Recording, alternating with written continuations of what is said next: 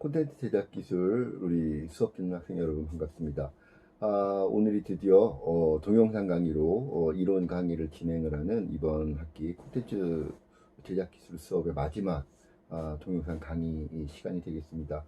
학기가 시작할 무렵에는 이렇게 학기 전체를 온라인 비대면 강의로 진행하게 될 줄은 정말 꿈에도 생각하지 못했었는데요. 어떻게 또 상황이 계속 이렇게 여의치 않게 진행이 되다 보니까 이렇게 또 마지막 그 수업까지 동영상을 통해서 이렇게 준비를 해야 되는 그런 학기가 되었습니다. 물론 앞으로 2주에 걸쳐서 여러분들 그 모든별 프로젝트 기획안 발표 시간이 남아 있습니다만 제가 이론을 위해서 강의를 하는 시간은 아마 오늘 이 동영상 강의 콘텐츠가 마지막 시간이 될 텐데요. 어쨌든 그 한 학기 동안 동영상을 통해서 콘텐츠 기획과 관련된 다양한 전략과 이론들을 수업하는 동안 아마 학생 여러분들이 가장 많이 힘드셨을 거라고 생각이 됩니다.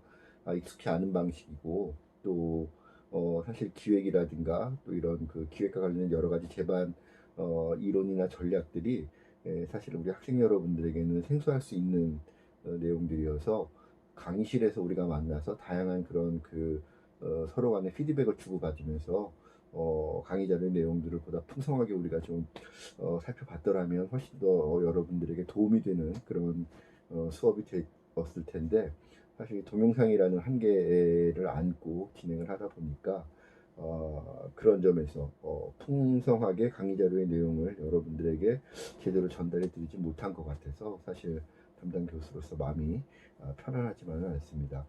그래서 이번 학기에 부득이한 이런 상황 때문에 동영상으로 이렇게 여러분들 만났습니다만 다음 학기에는 여름방학 동안에 코로나가 확실하게 좀 잡혀서 다음 학기 수업은 얼굴을 좀 마주하면서 강의실에서 여러 가지 여러분들의 그때그때 즉각적인 피드백도 제가 확인해 가면서 여러분들이 좀 더 필요로 하고 더 궁금해하는 부분들을 집중적으로 말씀드릴 수 있도록 그렇게 좀 상황이 호전됐으면 하는 바람이 있고요. 또 제가 요번 학기 준비하면서 새롭게 준비한 다윈주의 장르 이론에 관련된 강의 자료를 사실 요번 1학기에는 동영상 강의 이 환경 때문에 많은 부분을 다루지 못했습니다. 그래서 그런 부분들도 다음 학기 콘텐츠 융합 현장의 이해 수업을 통해서 많은 것들을 여러분들과 나눌 수 있도록 제가 2학기 수업을 좀 더 알차게 준비하겠다는 말씀을 드리겠습니다. 자, 오늘은 강의 자료 39페이지부터 마지막 장까지 준비되어 있는 스토리텔링에 관련된 부분들을 마지막으로 말씀을 드리겠습니다. 우리가 동영상 강의 후반부에 특히 집중적으로 기획과 관련된 여러 가지 그 이론과 전략들을 살펴봤습니다. 특히 대중예술 영역에 있어 콘텐츠 기획과 관련해서 우리가 어떤 것들을 중요하게 생각해야 되고 어떤 프로세스의 전략적인 사고를 통해서 기획이라고 하는 이런 영역에 접근해야 되는지를 여러 가지 이론들을 통해서 살펴봤었고요. 제가 지난주 동영상 강의 때 특별히 강조했던 부분들은 바로 장르와 코드 활용 전략 부분이었습니다. 중요한 것은 콘텐츠 기획에서 중요한 것은 다른 프로젝트들이 다른 혹은 어떤 그 대중예술 작품들이 보여주지 못했던 내 프로젝트만의 차별화된 컨셉을 구축하는 것이 굉장히 중요하고 그런 차별화된 컨셉을 구축하기 위해서는 장르라고 하는 그런 그 요소들을 활용함으로써 차별화된 방향성을 구축할 수가 있고 그런 차별화된 방향성 안에서 구체적으로 그런 작품에 담겨져야 될 재미와 감동의 요소들을 마련하는 전략들은 코드 활용 전략을 통해서 만들어낼 수 있다. 그래서 그러한 장르 활용 전략과 코드 활용 전략이 대중예술 영역에서 차별화된 컨셉을 구현하는 그런 가장 중요한 전략이자 기획자나 창작자들에게는 가장 중요한 무기가 된다라는 말씀을 드렸습니다.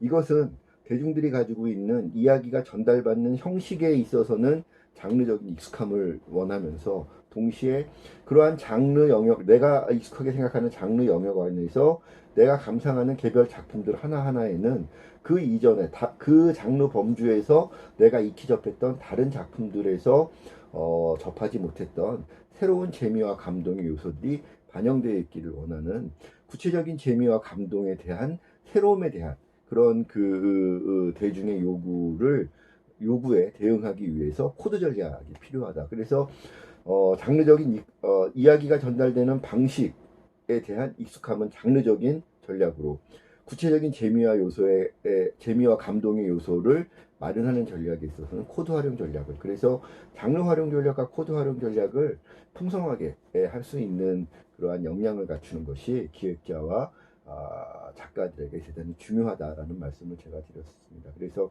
장르라고 하는 것이 과거에 전형적인 장르 활용이 좀 더 선호되는 그런 시대들도 있었지만, 최근에 특히 주류 메인스트림의 대중예술 영역에 있어서는 융합적인 장르 활용 전략이 좀 더 대중들이 원하는 그런 새로운 신선한 재미와 감동을 제공할 수 있다는 측면에서 선호받고 있는 추세다. 그러다 보니까 자연스럽게 특정한 어떤 하나의 장르, 전형적인 코드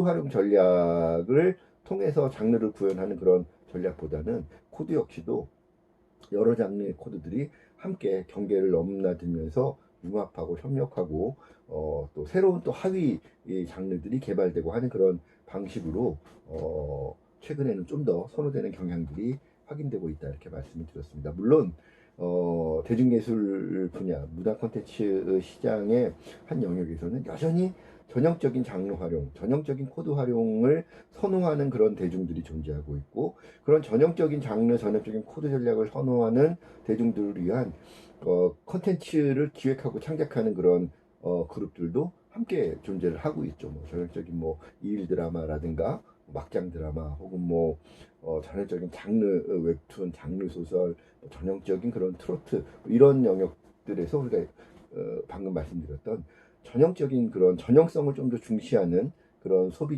대중들의 집단이 있고, 그러한 집단을 또 위한 작품들을 준비하는 기획자나 창작자들이 존재하고 있어서 전형적인 그런 장르 전략이 완전히 그 의미와 가치를 잃어버린 것은 아니다. 여전히 시장의 한 영역에서는 그런 전형적인 장르 전략이 유효한 전략으로 존재하고 있다.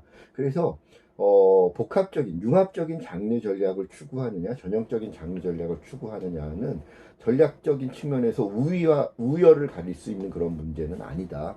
누가 옳고 그르다의 문제도 아니다.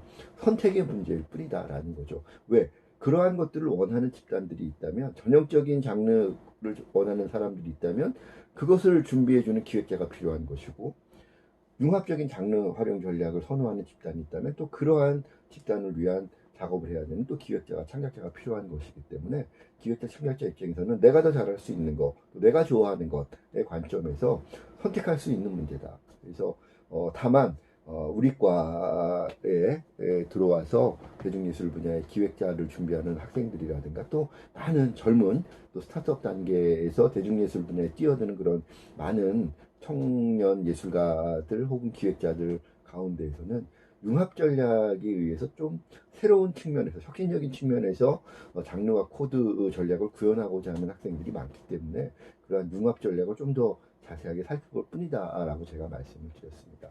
그래서 그런 측면에서 우리가 기획이라고 하는 영역에서, 대중예술 기획이라고 하는 영역에서 장르와 코드라고 하는 부분이 굉장히 중요하다는 부분들을 다시 한번 우리가 확인할 수 있었는데요.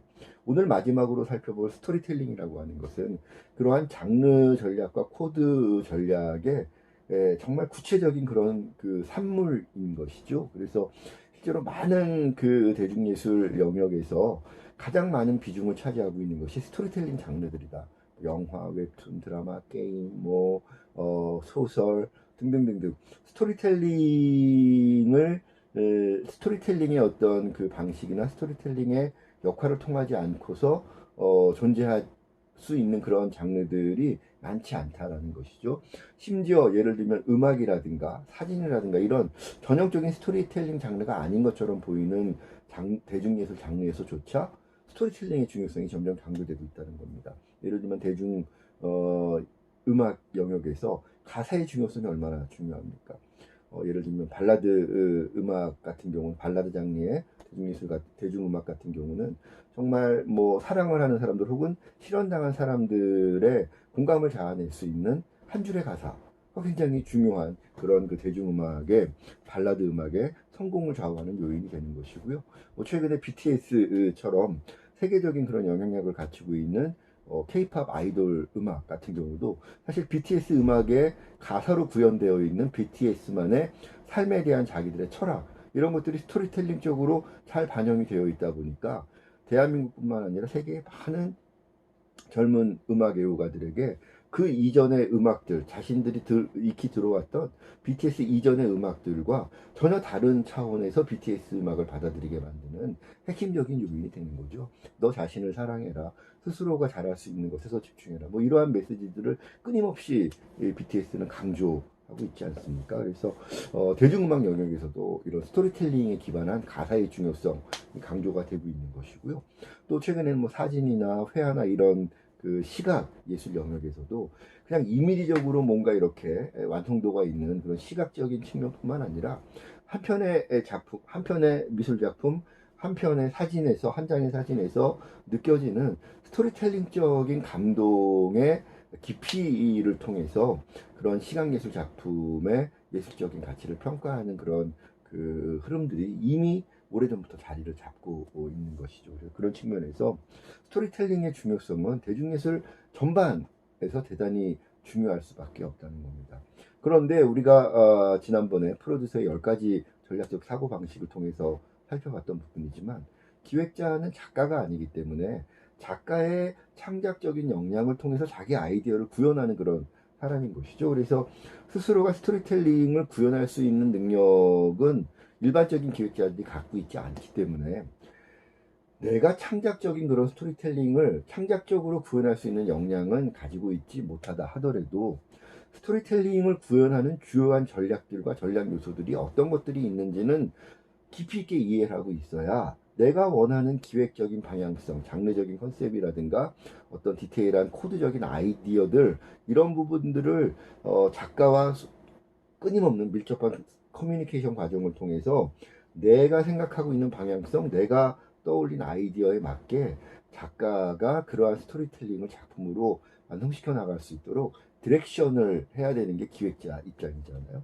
그런 측면에서 나의 아이디어, 나의 방향성을 스토리텔링 작가가 정확하게 구현해낼 수 있도록 옆에서 작가를 이끌어가고 작가와 협업하기 위해서는 기획자가 스토리텔링의 중요한 요소들과 스토리텔링이 구현되는 방식들은 정확하게 이해하고 있어야 작가와의 협업에서 좋은 방향으로 내가 생각하는 방향으로 작가와의 협업을 이끌어갈 수 있다라는 것이죠. 그런 측면에서 기획자가 스스로 스토리텔링을 창작하는 사람이 아니라 하더라도 스토리텔링에 대한 기본적인 그러한 지식이라든가 그런 요소들에 대한 이해 이런 것들은 대단히 중요하다라는 것이죠. 그런 측면에서 사실 뭐 기획자가 알아야 될 창작 영역의 여러 가지 요소들은 스토리텔링뿐만 아니라 또 최근에는 영상이 중심되는 시대이기 때문에 영상 연출에 대한 기본적인 이해라든가 또 이런 그 카메라 이런 영상 기술과 관련해서 뭐 라이팅이라든가 편집이라든가 또 음향에 대한 뭐 이런 부분들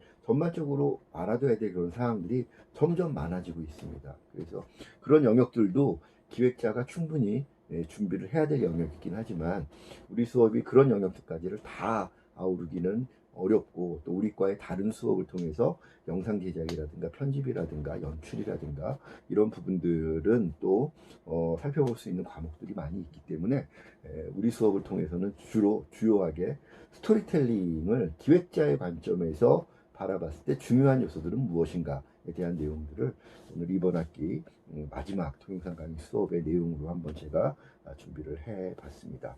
그래서 오늘 말씀드린 내용들은 스토리텔링을 창작하기 위해서도 중요한 관점이지만 우리가 그런 내용들을 바라보는 입장은 작가적인 관점이 아니라 기획자적인 관점이다. 기획자적인 관점이라는 것은 스토리텔링의 요소들을 통해 스토리텔링의 중요한 요소들을 통해서 내가 직접 창작하는 것이 아니라 스토리텔링의 중요한 요소들에 대한 이해를 통해서 작가와의 협업을 좀 더 원활하게 원만하게 이끌어가기 위한 것이다라는 그 목적을 여러분들이 정확하게 인식을 하면서 오늘 내용들을 한번 살펴볼 수 있도록 하겠습니다. 자, 39페이지 아랫부분 스토리텔링의 대상과 방법 먼저 간단히 살펴볼 텐데요. 이야기와 관련돼서 두 가지 측면의 개념들이 있습니다. 하나는 사실, 팩트라고 하는 그런 영역과 이야기, 내러티브라고 하는 그런 영역이 존재한다는 것이죠.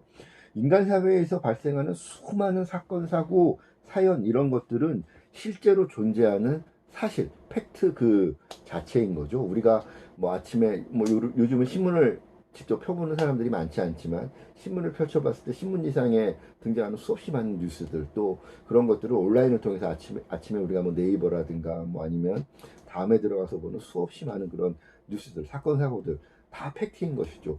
또 그러한 그 미디어에 노출되지 않지만 개인적으로 이렇게 부딪히는 많은 일상의 사건들과 사연들이 있지 않습니까? 이런 것들은 모두가 다 팩트라고 보는 거죠.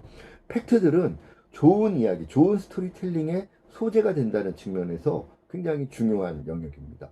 많은 팩트들에 대해서 내가 많이 축적한 그 데이터로서 갖고 있을수록 기획자도 마찬가지고 창작자도 마찬가지고 그러한 팩트들 중에서 재미있고 감동의 어떤 메시지화할 수 있는 이야기의 소재를 찾을 수 있기 때문에 팩트에 대한 그런 그 데이터를 확보하는 것도 기획자나 창작자들에게는 중요하다. 그러나 팩트가 그만큼 중요하다 하더라도 팩트 자체가 좋은 스토리텔링이 되는 것은 아니다라는 겁니다. 팩트는 팩트일 뿐, 팩트가 스토리텔링의 어떤 가치를 갖기 위해서는 궁극적으로는 재미와 감동을 인정받을 수 있어야 되는데, 팩트가 재미와 감동으로 이렇게 그 영역 전환이 되기 위해서는 무엇이 필요한가? 작가적인 어떤 노력, 기획적인 노력이 반드시 필요하다라는 것이죠. 그래서 팩트를 통해서 좋은 이야기를 만들어낼 수 있는 것은 맞지만 모든 팩트가 좋은 이야기가 되는 것은 아니다. 팩트들을 가지고 좋은 이야기를 만들기 위해서는 어떤 것들이 필요한가 했을 때 가장 중요한 것은 사실들과 사실들 사이에 파편적으로 이렇게 떨어져 있는 많은 사건, 사고들이 세상에 존재하지 않습니까? 그러한 사건과 사고들 가운데 사람들이 연관관계를 쉽게 맺지 못하는 그러한 것들 사이에 사람들은 찾아내지 못했지만 작가나 기획자가 나만의 관점에서 찾아낼 수 있었던 어떤 인과관계, 맥락, 이런 것들을, 연관성, 이런 것들을 찾아낸다면 그것이 팩트가 이야기화되는, 스토리텔링화되는 첫 번째 과정이다라고 볼 수 있는 것이죠. 그래서 예를 들면 뭐 어젯밤에 저기 부산 어디에서 뭐 누군가에게 어떤 일이 벌어졌다. 팩트인 거죠. 그런데 한참의 시간이 지나서 어디 저기 바다 건너 무슨 뭐 일본 고베 어느 항구에서 어떤 또 무슨 사건이 벌어졌다. 사람들은 부산에서 그런 일이 있었고 고베에서도 그런 일이 있었나 보다. 그냥 뭐 팩트들이 그렇게 또 많은 사건 사고들이 매일매일 벌어나니까 그런 것들 가운데 하나로구나라고 많은 사람들이 그저 쉽게 흘려보낼 때 누군가 좋은 작가, 기획자는 부산에서 벌어졌던 그 사건에는 이런 요소가 많은 요소들 가운데 이런 요소가 있었는데 이번에 고베항에서 있었던 사고 가운데 또 뭐 일견 보면 전혀 상관없는 것처럼 보이지만 이런 요소 하나가 똑같아 보이네. 저기서도 뭔가 고양이와 관련된 무슨 얘기가 있었고 여기도 고양이가 있었네. 왜 똑같은 고양이가 부산과 고베, 똑같은 항구, 왜 이런 데서 그런 일이 벌어졌을까? 이런 것들에 대한 그 환기 요소들을 누군가 먼저 찾아낸다면 전혀 다른 시간대, 저런 다른 공간에서의 사건들 사이에 연관성, 인과관계가 만들어질 수 있는 거죠. 그래서 이런 것들이 팩트가 인과관계, 맥락을 갖게 만드는 작가의 상상력, 기획자의 상상력이 반영됐을 때 이런 것들이 만들어질 수 있다라는 겁니다. 그래서 첫 번째 중요한 거, 사실 팩트들 사이에 인과관계나 연관관계를 부여해서 맥락이 있는 이야기와 할 것, 이것이 이제 팩트들을 스토리텔링화하는 첫 번째 요소라면, 두 번째는 맥락을 부여한다 하더라도 맥락이 이렇게 그 사람들이 이야기로서 이해할 수 있을 정도로 정리가 되어 있지 않으면 나만이 이해하는 맥락으로 머무를 수도 있다는 것이죠. 그런데 그러한 맥락에 기승전결의 어떤 이야기적인 구조를 부여할 수 있는 그런 창작적인 능력들, 기획적인 능력들이 반영이 돼서 맥락이 부여된 사건과 사건들 사이에 이런 인과관계를 기승전결이 있는 이야기적인 구조로 구조화했을 때 비로소 이것이 팩트에서 내러티브라고 하는 구조적인 스토리텔링의 가치가 만들어질 수 있다라고 보는 것이죠. 그래서 첫 번째는 스토리텔링 영역에는 팩트라고 하는 것과 내러티브라는 영역이 있어서 많은 팩트들이 내러티브, 이야기의 소재가 될 수 있다. 그러나 모든 팩트들이 내러티브화 되는 것은 아니다. 팩트들 가운데는 정말 아무리 작가가 상상력을 발휘해도 의미 없고 재미없는 팩트들인 경우도 엄청나게 많이 있거든요. 그런 것들을 쳐내고 정말 연관성이 없어 보이는 그런 팩트들 사이에 작가만의 시선으로, 기획자만의 시선으로, 자기만의 상상력으로 남들이 찾아내지 못한 어떤 새로운 인과관계, 새로운 연관관계, 새로운 맥락들을 부여할 수 있어야 되고, 부여된 그런 맥락을 가진 이야기의 구조적인, 이야기적인 구조의 구조적인 완결성, 기승전결이라고 하는 이야기적인 구조적 완결성을 부여할 수 있을 때 비로소 팩트들 가운데 어떤 팩트들이 좋은 이야기화 될 수 있다라는 것이죠. 그래서 어쨌든 좋은 기획자, 좋은 창작자가 갖고 있는 여러 가지 이야기적인 아이디어들, 발상들의 출발은 팩트들에서 출발하는 경우들이 상당히 많다. 그러나 아이디어 단계의 팩트들이 좋은 스토리텔링, 내러티브가 되기 위해서는 방금 얘기했던 것처럼 맥락을 부여할 수 있어야 되고, 그런 맥락을 기승전결의 구조적인 어떤 완결성을 가진 그러한 이야기 구조로 구조화시켜야 되는 그런 두 단계의 과정이 크게 부여가 된다는 거 여러분들이 이해를 하고 있으면 좋을 것 같고요. 사실 그 과정에서 많은 작가들은 또 그러한 상상력적인 측면들을 이야기를 만들어내는 그런 이야기 작법에 관련해서 굉장히 많은 고민들을 또 하게 되겠죠. 그런 부분들도 기획자들은 어떤 과정을 통해서 창작자들이 팩트들의 맥락을 부여해서 이야기 구조화시키는지 이런 부분들도 여러분들이 작법 측면에서 많이 이해를 하면 좋은데, 그 부분들은 제가 오늘 동영상 강의 뒷부분에서 좀 더 상세하게 말씀을 드리도록 하겠고요. 자, 어쨌든 팩트들의 맥락을 부여해서 이야기적인 구조적인 어떤 그 완결성을 갖춘 이야기적 구조를 부여했을 때 팩트들이 이야기화 될 수 있다. 이런 부분들 먼저 여러분들이 이해해 주시면 될 것 같습니다. 자, 두 번째, 그러면 그러한 팩트들 가운데 대중예술에서 이야기하는 그런 스토리텔링은 무엇을 이야기하는 것인가 라는 질문을 우리가 두 번째로 던져볼 수 있겠는데요. 작가는 많은 팩트들이 세상에 존재하는 그런 팩트들이 세상에서 나에게 전달해주는 좋은 시그널, 사인이라고 받아들일 필요가 있다는 거죠.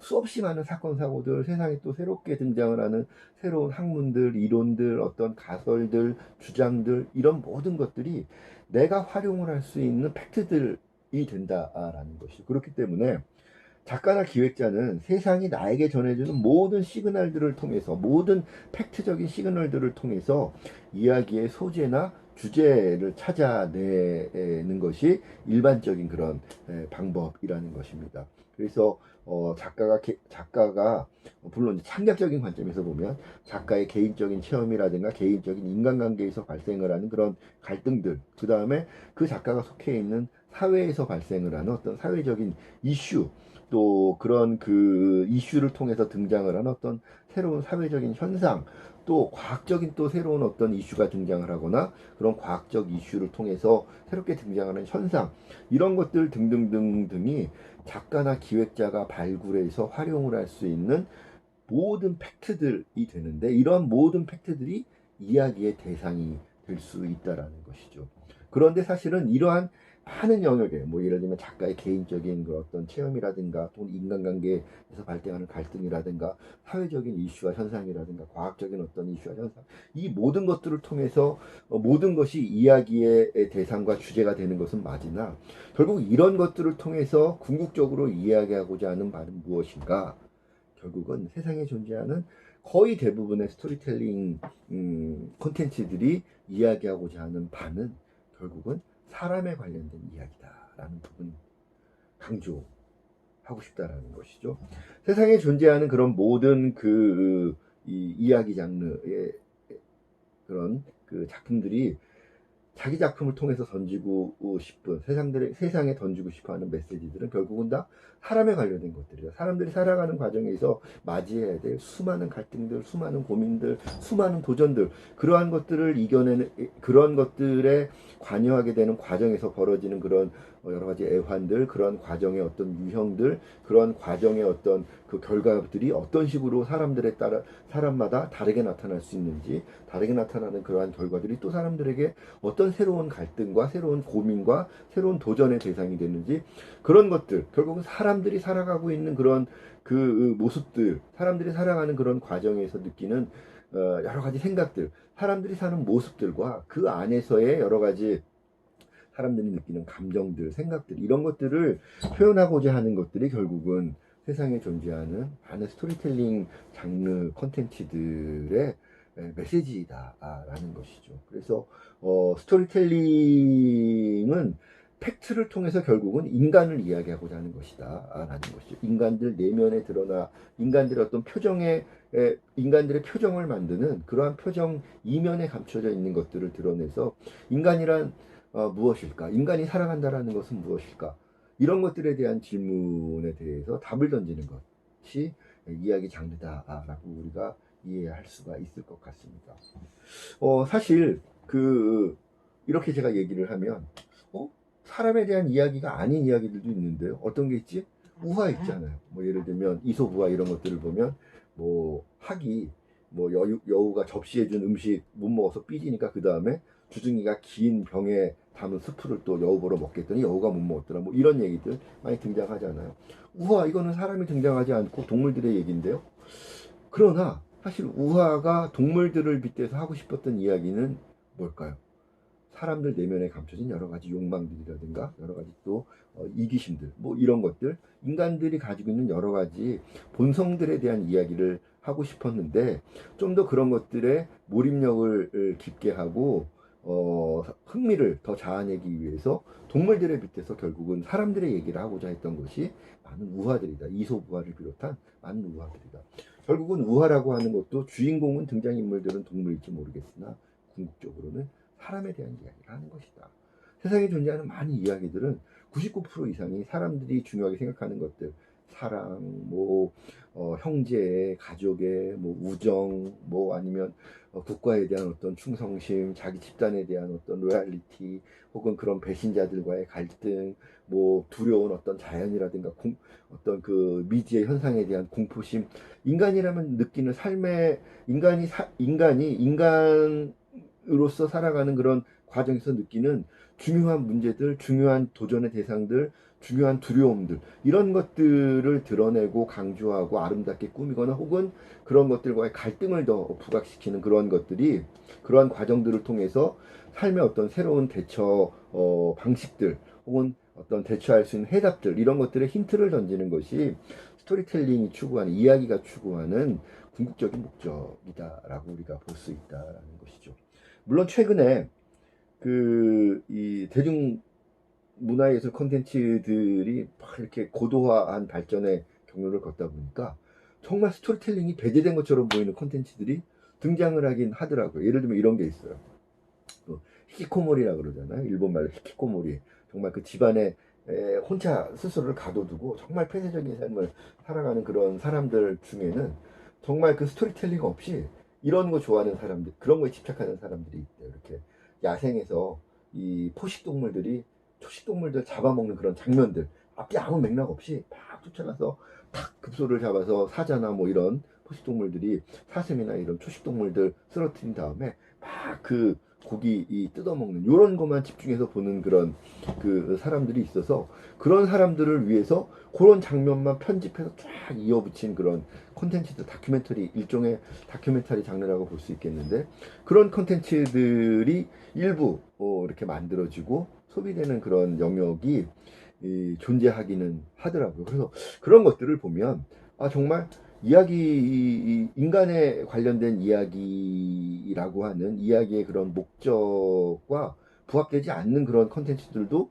전혀 존재하지 않는 것은 아니구나. 이런 이야기를 우리가 할 수 있겠습니다만 사실 그런 것들은 굉장히 극단적인 경우들이어서 우리가 일반적으로 상식적으로 생각을 하는 그런 영역에 있어서의 이야기 장르가 갖는 목적이라고 한다면 결국 그것은 정말 이런 극단적인 경우를 제외한다면 99.9% 이상의 많은 이야기 장르의 작품들은 인간에 대한 이야기를 하는 것이다 라는 것이죠. 그러다 보니까 많은 기획자들이나 많은 창작자들, 스토리텔링을 창작하는 스토리텔러들이 고민하는 것은 인간을 이해하는 것이라는 것이죠. 인간을 이해해야만 인간들이 가지고 있는 그런 그 공통의 그런 고민들이라든가 뭐 삶의 애환들 이런 것들을 제대로 이해할 수 있고, 그런 것들 가운데 다른 사람들이 미처 다른 기획자나 작가들이 찾아내지 못한 인간 내면의 어떤 측면을 찾아냈을 때 그것이 내 이야기의 차별화된 방향 컨셉이자 차별화된 그 코드 구현의 그런 내용들이 될 것이기 때문에, 그런 것들을 찾아내기 위해서 끊임없이 탐구하고 고민하고 취재하는 것이 현대 문화 콘텐츠 기획자들과 창작자의 과제이자 숙제가 되고 있다는 것이죠. 그런 측면에서 결국은 많은 이야기 장르들이 사람에 대한 이야기를 하는 것이기 때문에 기획자나 창작자는 사람에 대한 이해를 깊이 하는 것이 중요하다라는 것이죠. 근데 사람이란 존재가 그렇게 쉽게 이해할 수 있는 존재인가요? 그렇지 않죠. 여러분들 스스로가, 저도 마찬가지지만 제가 제 자신을 100% 이해하고 있다고 장담을 못 하겠어요. 살아가다 보면 살아가면 살아갈수록 내 안에 이런 면도 있었나? 그런 것들이 문득문득 느껴지는 날들이 너무 많더라는 거죠. 여러분들도 아마 충분히 그런 경험들이 있을 거라고 저는 생각을 합니다. 특히 대중예술 영역을 꿈꾸고 이런 대중예술과 관련된 공부들을 하는 우리 문화콘텐츠학과 학생들을 비롯해서 문화예술대학의 많은 학과 전공 을 택하고 있는 학생들 같은 경우는 정말 다양한 그런 자기 안에 새로운 나의 존재, 새로운 내가 한 줄도 아니고 엄청나게 많은 내 안의 나들이 같이 존재하면서 살아가고 있는 것이 아닌가, 이러한 생각들을 많이 하면서 살아가는 것이 일반적인 사람들이고, 또 그런 것들에 대한 그런 느낌을 훨씬 더 강하게 갖고 있는 사람들이 예술을 하는 사람들이다라는 것이죠. 그래서 사실 이번 학기에 제가 조금 더 여유가 있었다면 다윈주의 장르 이론을 통해서 진화 심리학이라고 하는 심리학의 가장 최신 그 영역을 통해서 인간들 내면에 존재하는 다양한 그런 그 내면의 자아들, 심리적인 자아들이 어떻게 존재하고 있고, 그러한 자아들이 어떤 원리를 통해서 작동하고 있는지를 제가 좀 더 깊이 있게 여러분들하고 이야기를 좀 나눠보고 싶었는데, 그 부분들을 우리가 좀 앞서서 살펴봤다면 오늘 이 스토리텔링에 관한 얘기들을 좀 더 여러분들이 풍성하게 좀 이해할 수가 있었겠죠. 근데 아까 잠깐 말씀드렸지만 이번 학기 동영상 비대면 강의 이 환경의 어떤 그 한계 때문에 제가 다윈주의 장르 이론은 이번 학기에 우리 수업을 통해서는 많은 부분들을 깊이 있게 살펴보지 못했습니다만, 그런 부분들은 우리가 2학기에 컨텐츠 융합의 현장 수업을 통해서 같이 좀 더 깊이 있게 살펴볼 수 있도록 하겠고요. 오늘은 이야기라고 하는 것, 이야기 장르라고 하는 것이 이야기의 이 장르라고 하는 것이 궁극적으로 드러내고자 하는 그런 메시지의 대상은 인간들에 대한 것이다. 궁극적으로 그러한 그 이야기 장르의 목적을 우리가 잘 구현하기 위해서는 작가나 기획자들 스스로가 사람이라고 하는 존재를 잘 이해하고 있는 것이 중요하다. 그런데 사람이라고 하는 존재는 그렇게 단순한 존재가 아니다라는 거죠.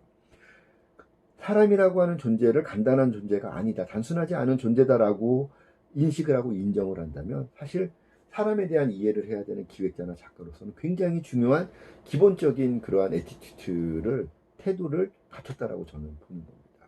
그래서 사람은 단순한 존재가 아니다. 내 안에는 굉장히 많은 내가 존재할 수 있고, 굉장히 많은 내가 복합체를 이루고 있는 것이 사람인데, 그러한 사람이 한 사람만 세상에 존재하고 있는 것이 아니라 우리 가족에게는 뭐 몇 명의 우리 가족이, 우리 뭐 용인대 문화콘텐츠학과에는 뭐 100여 명의 거의 뭐 150명 이상의 학생들이, 우리 예술대학교에도 뭐 몇백 명의 학생들이, 용인대 몇천 명의 학생들이, 대한민국의 5,500만 명의 사람들이, 전 인류 60억이 넘는 사람들이 살아가고 있는데, 이 사람들마다 저 안에 굉장히 많은 자아들이 함께 존재하면서 서로 영향을 주고받는다.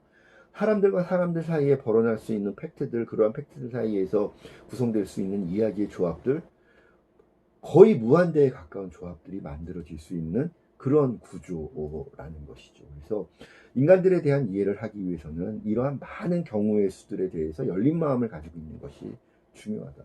그래서 어떤 사람에 대한 이해를 할 때 그 사람으로부터 파생되는 어떤 현상들, 어떤 결과들, 이런 것들을 이해할 때 단정적으로 한두 가지의 요소들만을 가지고 어떤 사람이나 그 사람으로부터 파생된 현상들을 규정하려고 하지 않는 태도, 굉장히 중요하다라는 거죠. 우리가 많은 것을 경험하고 많이 사유하라고 말씀을 드렸지만, 사람이 어떠한 한마디의 대사 하나의 표정을 만들어낼 때 한두 가지 요인 때문에 그런 대사나 그런 표정이 나오지는 않는다. 수없이 많은 요소들, 수없이 많은 경험들이 선행되었을 때 그러한 것들이 상호작용을 통해서 여러 가지 감정적인 현상들을 만들어내서 그러한 감정적인 그 영향 중에 어느 특정한 한 가지가 그 순간에 불쑥 튀어나와서 한마디에 대해서 한마디의 표정이 되는 것이지, 그 불쑥 튀어나온 한마디에 대해서 한마디의 하나의 표정 때문에 그 사람을 너는 그런 대사하는 사람, 너는 그런 표정 짓는 사람이라고 규정하는 것은 인간에 대한 그런 바른 이해, 풍성한 이해에 반하는 태도다라는 것이죠. 그래서 그런 측면에서 인간이라고 하는 존재를 좀 더 유연하고 다원적인 관점에서 바라보는 것이 필요하다라는 말씀 제가 드리고 싶고요. 이것과 관련해서 많은 우리가 흔히 문호라고 하는 그 시대마다 그 시대를 대표했던 알려진, 우리가 존경받는 그런 이야기 장르의 대가들을 우리가 쭉 이제 문학 사적인 측면에서 연구를 해봤을 때 그분들이 갖고 있는 인식 가운데 공통된 인식 하나가 있더라. 무엇일까? 시대를 달리해서 살아갔던 많은 작가들이 있죠. 우리나라로 치면 삼국시대, 조선시대, 일제시대, 아니면 근대 지나서 현대를 살아가고 있는데, 시대들마다 많은 이야기 작가들이 존재했는데, 어느 시대를 살았던 간에 이 시대를 살았던 작가들마다 공통적인 어떤 태도를 갖고 있는 게 어떤 것들이 있는가? 어떤 시대를 살아가고 있는 작가들은 자기 시대를 살아가고 있는 자기와 동시대의 사람들을 인류 역사상 가장 불행한 세대다라고 바라보는 그런 태도들을 갖고 있다라는 거죠. 이 얘기가 뭐냐면, 객관적으로 살펴보면 조선시대에 태어나서 살아가고 있는 사람들보다 2020년도에 대한민국을 살아가는 사람들이 행복하다라고 우리가 객관적으로 말할 수 있겠죠. 의학의 수준도, 요즘 우리가 코로나 때문에 고생을 하고 있습니다만, 과거에 만약에 요즘 같은 유행병이 돌았으면 인구의 3분의 1 이상이 그냥 죽어나갔을 겁니다. 역사적으로 그런 기록들이 많이 있으니까요. 근데 어쨌든 우리는 과학적으로 대치하고 SNS나 이런 것들을 통해서 그러한 대치의 방식들을 시간적으로 모든 국민들이 공유하면서 어쨌든 우리가 피해를 최소화하면서 현재 시스템을 유지하고 살아갈 수 있는 그런 역량들을 갖춘 시대를 살아가고 있으니까, 객관적으로 보면 조선시대 사람들에 비해서는 2020년도에 대한민국 사람들이 행복할 것이다 라는 게 객관적인 인식이지만, 작가의 관점에서는 그럼에도 불구하고 조선시대 어떤 작가들은 조선시대의 백성들이 가장 불행한 세대라고 생각할지 모르겠으나, 2020년도로 살아가는 작가 나의 입장에서 봤을 때는 2020년도를 살아가는 지금 이 시대의 대한민국 사람들이 어느 시대에 앞선 이 한반도를 살아갔던 선조들의 세대들보다도 훨씬 불행한 세대다라고 바라본다는 거죠. 내가 살아가고 있는 동시 사람들, 당신들이 제일 불행한 사람들이야, 역사상. 왜? 앞선 세대가 갖고 있지 못했던 많은 것들을 갖고 있다 하더라도, 그럼에도 불구하고 이 사람들이 지금 2020년도 동시대를 살아가는 이 사람들이 정말 갖고 싶으나 갖지 못하는 무언가 한두 가지는 분명히 있을 것이다. 그 한두 가지의 결핍 때문에 나머지 99가지를 갖고 있는 그런 만족감을 느끼며 산다 하더라도, 그 한두 가지 결핍 때문에 여러분들은 어느 시대를 살았던 사람들보다도 가장 불행한 세대이다 라고 나는 생각한다. 나는 정말 그런 점이 너무 가슴 아프고 너무 안타까워서, 내 이야기 작품을 통해서 당신들이 지금 결핍을 느끼는 그 한두 가지 내 이야기 작품을 통해서 충족하지는 못하지만 그러한 결핍을 위로해주고 싶은 마음을 갖고 있다. 그런 마음이 내가 지금 이야기 장르 혹은 이야기 장르와 연관된 다른 예술 장르의 예술 행위를 하는, 창작 행위를 하는 가장 중요한 이유이다, 동기이다 라고 생각을 한다는 거죠. 이것이 작가적인 관점입니다. 객관적으로는 이 사람들은 너무 풍족한 시대의 사람들이에요. 풍족한 시대 사람들인데 왜 너희는 과거 사람들에 비해서 왜 부모와 자식 간의 대화가 이렇게 부족해? 그것 때문에 나는 이거 하나 때문에 나는 당신들이 앞서서 많은 시대의 사람들보다 지금 대한민국 사람들이 가장 불행한 사람들이라고 생각해. 나는 당신들에게 세대 간에 단절되어 있는 이런 이야기들을 위로해 줄 수 있는 이야기를 쓰고 싶어. 어떤 작가는 그런 생각을 할 수도 있다. 또 어떤 작가들은 왜 도대체 대한민국 사람들은 지금 뭐 진보와 보수로 나눠서 왜 이렇게 서로 미워하고 싸우고 이렇게 증오하고 있어? 아무리 너희가 가진 것이 많아도 이러한 반목, 이러한 증오, 이것 때문에 당신들은 가장 불행한 세대야. 나는 당신들이 느끼는 이러한 분노, 불행함, 이런 것들에 대한 어떤 공포심, 나는 그것을 당신들에게 위로를 주고 싶어. 위안해주고 싶어. 이런 마음을 가지고 또 작품을 쓰는 사람들도 있을 수 있다라는 것이죠. 많은 것들을 객관적으로 갖고 있다 하더라도 인간이라고 하는 존재는 굉장히 많은 자아들이 서로 다른 것들을 원하면서 그런 것들, 그런 욕구들을 복합적으로 느끼는 것이 인간이라는 존재이기 때문에 많은 것들을 풍족하게 갖고 있다 하더라도 늘 인간의 한 마음 구석에는 결핍을 느끼고 있는 자아가 있다. 그러한 것들을 찾아내서 개인이 갖고 있는 결핍, 사회가 갖고 있는 결핍이 무엇일까? 그 결핍을 내가 나의 작품을 통해서, 나의 대중예술 작품을 통해서 채워주거나 채워주지 못한다 하더라도 위안해 줄 수 있는, 보다듬어 줄 수 있는 그런 작품을 만들고 싶다. 이것이 정말 존경받는 위대한 작가들이 동시대 사람들을 바라봤던 공통된 시선이더라라는 겁니다. 이런 마음을 우리가 흔히 긍휼의 마음이라고 이야기를 하는 것이죠. 보통 긍휼의 마음이라고 하면 성경에 많이 나옵니다. 여호와 하나님께서 백성들을 긍휼히 여기사 정말 무엇을 해주시고 정말 자기 아들, 독생자 아들까지도 대신 그 목숨을 바꿔서 새로운 계약을 맺어서 너희들을 모두 용서를 해주고 죄를 사하여 주었노라. 이게 긍휼의 마음인 거죠.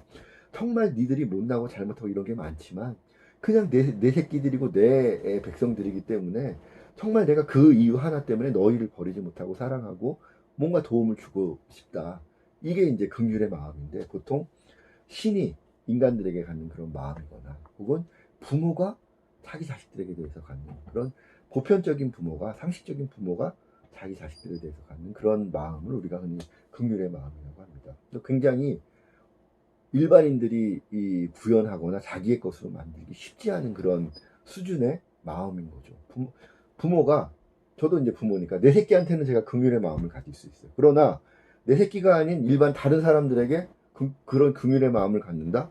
쉽지 않습니다. 저도 이번에 재난지원금 받았는데 제가 다 써버렸어요. 그거 뭐 이렇게 기부수하고 이러려면 긍휼의 마음이 있어야 되는데 솔직히 저는 긍휼의 마음이 부족해서 다 썼습니다. 우리 가족들을 위해서, 저를 위해서 썼습니다.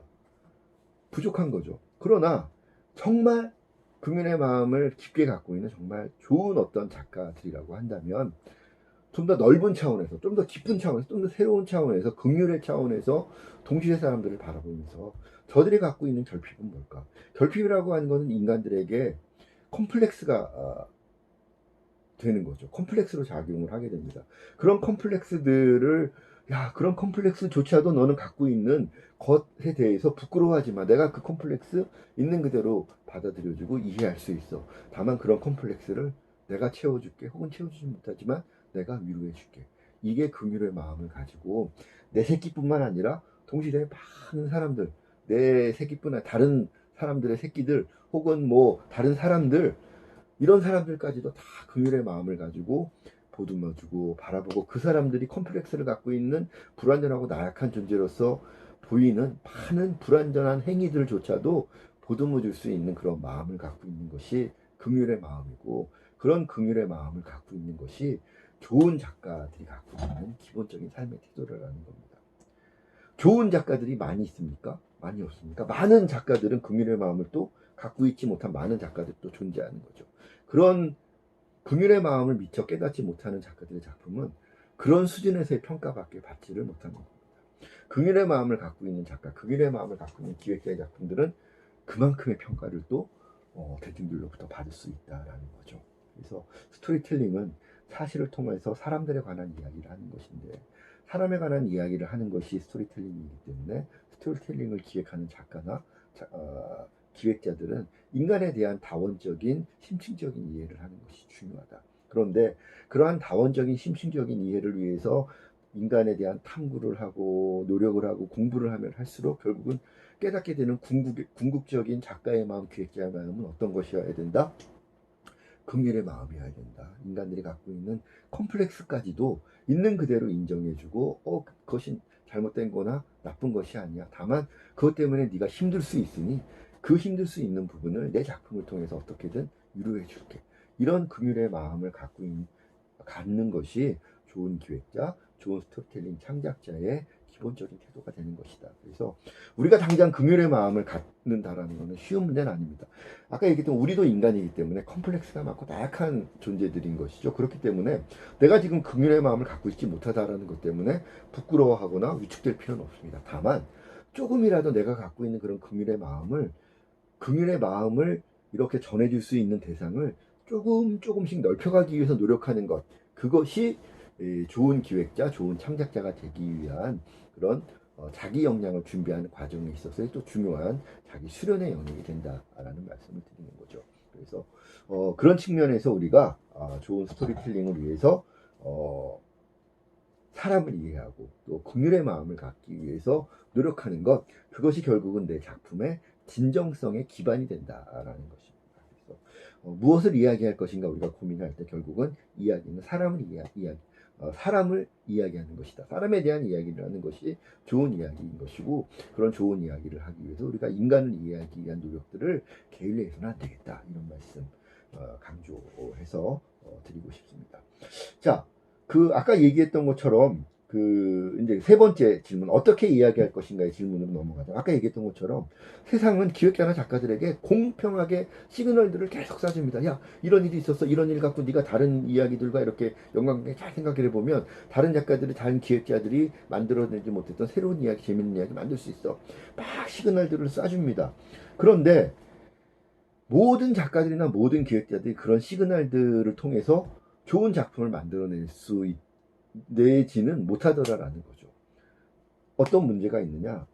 많은 시그널들은 이 세상은 모든 작가들, 모든 기획자들에게 공평하게 시그널들을 쏴주고 있는데 그 시그널들의 의미와 가치를 깨닫는 것은 작가나 기획자 스스로의 노력이 있지 않으면, 노력이 선행되지 않으면 그런 시그널들의 의미와 가치를 제대로 포착해낼 수가 없다라는 것입니다.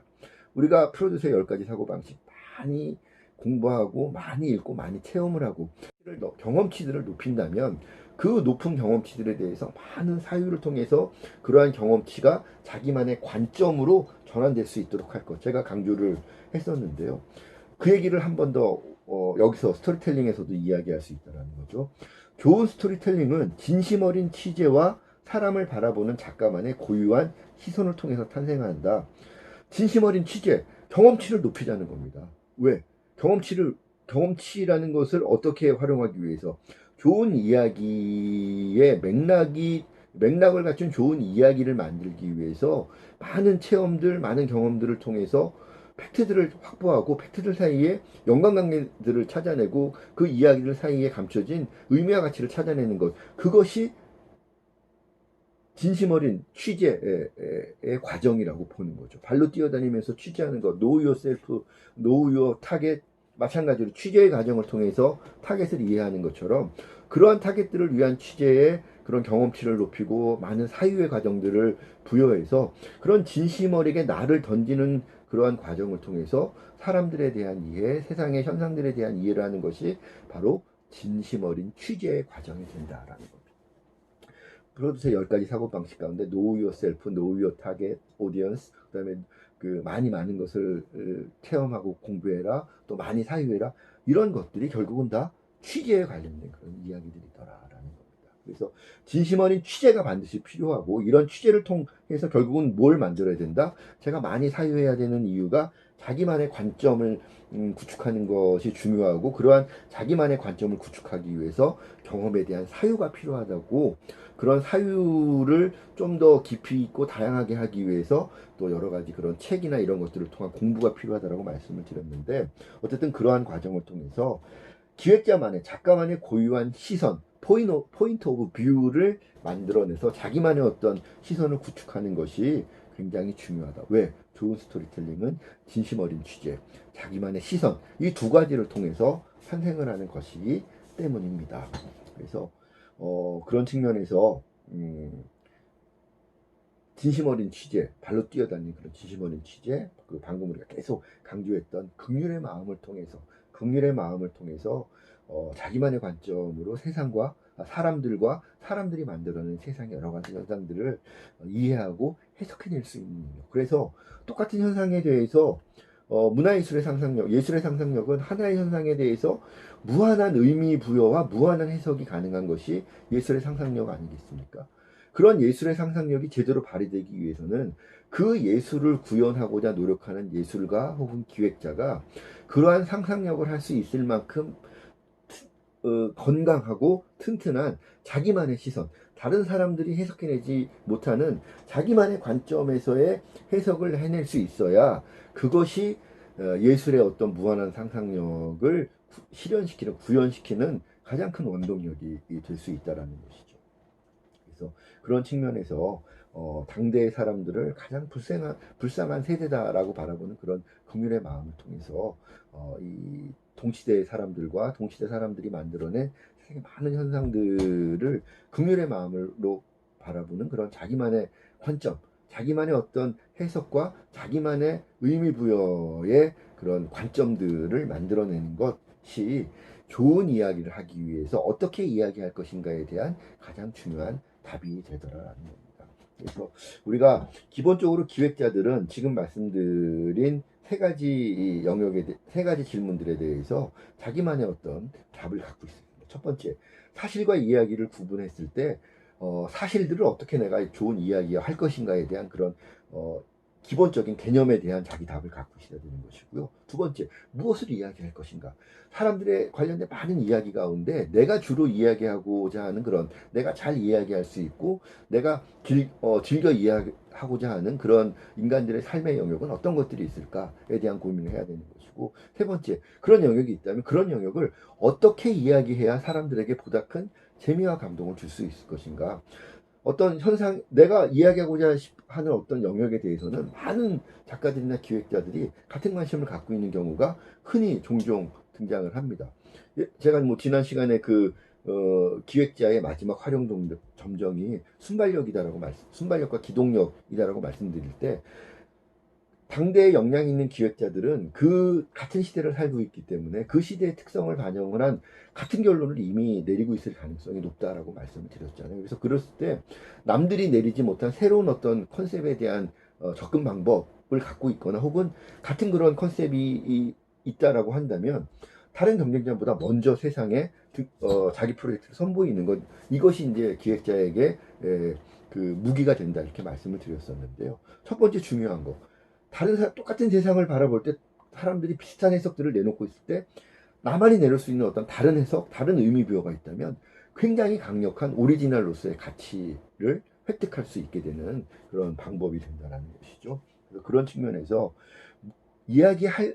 무엇을 이야기할 것인가, 내가 정말 즐겨 말하고 정말 내가 관심을 기울여서 이야기하고 싶은 대상을 찾았다면 그 대상을 어떻게 해석해서 어떻게 표현하느냐에 대한 어떻게 이야기할 것인가, 이 질문을 우리가 획득하고 있을 필요가 있다. 자기만의 해석, 자기만의 화법을 갖기 위해서는 자기만의 시선을, 사람들과 세상을 바라보는 자기만의 어떤 그런 독특한 시선을 갖기 위한 노력들을 하는 것이 굉장히 중요하다라는 말씀을 드리고 싶습니다. 여러분들 잘 알고 있는 만화가 가운데 윤태호 씨라는 그 작가, 아마 여러분들도 많이 알고 있을 텐데요. 미생이라고 하는 그런 웹툰, 그리고 이제 나중에 TV 드라마로도 만들어서 굉장히 사랑을 많이 받았던 그런 작품인데, 이 윤태호 씨가 허영만 선생님의 문화생입니다. 아마 허영만 선생님, 여러분들 세대는 잘 모를 수도 있겠는데, 뭐 요즘은 이렇게 백반기행이라 그래가지고 요리 먹방 프로그램을 진행하셔서도 여러분들이 혹시 알지도 모르겠지만, 지금 많이 활동을 하는 40, 50대 작가들보다 한 세대 위 작가분들 중에서는 최고로 꼽히는 그런 작가셨고, 허영만 선생님이 이제 윤태호 씨를 문화에 두고 많은 작품을 같이 작업을 하셨었는데, 요즘같이 그렇게 그냥 어시 개념으로 활동을 하는 게 아니라 스승과 제자의 관계로 같이 작업을 했기 때문에 두 분 사이의 그 관계가 그 굉장히 이 스승과 제자 사이 이렇게 뭔가 이렇게 예의 범절도 중요하게 생각을 하고, 뭔가 이렇게 이 선을 넘지 못하는 뭐 이런 엄격한 뭔가의 문화가 존재했던 시기에 이렇게 같이 그 스승과 제자의 인연을 맺었던 그런 분들이죠. 그런데 뭐 허영만 선생님이 이제 스승이고 이러다 보니까 보통 이제 윤태호 씨처럼 문화생들이 먼저 안부 전화드리고 명절 때 찾아뵙고 생일 때 찾아뵙고 이러는 게 일반적이었지, 그렇게 수십 년을 같이 이렇게 그 인연을 맺고 사셨지만 허영만 선생님이 먼저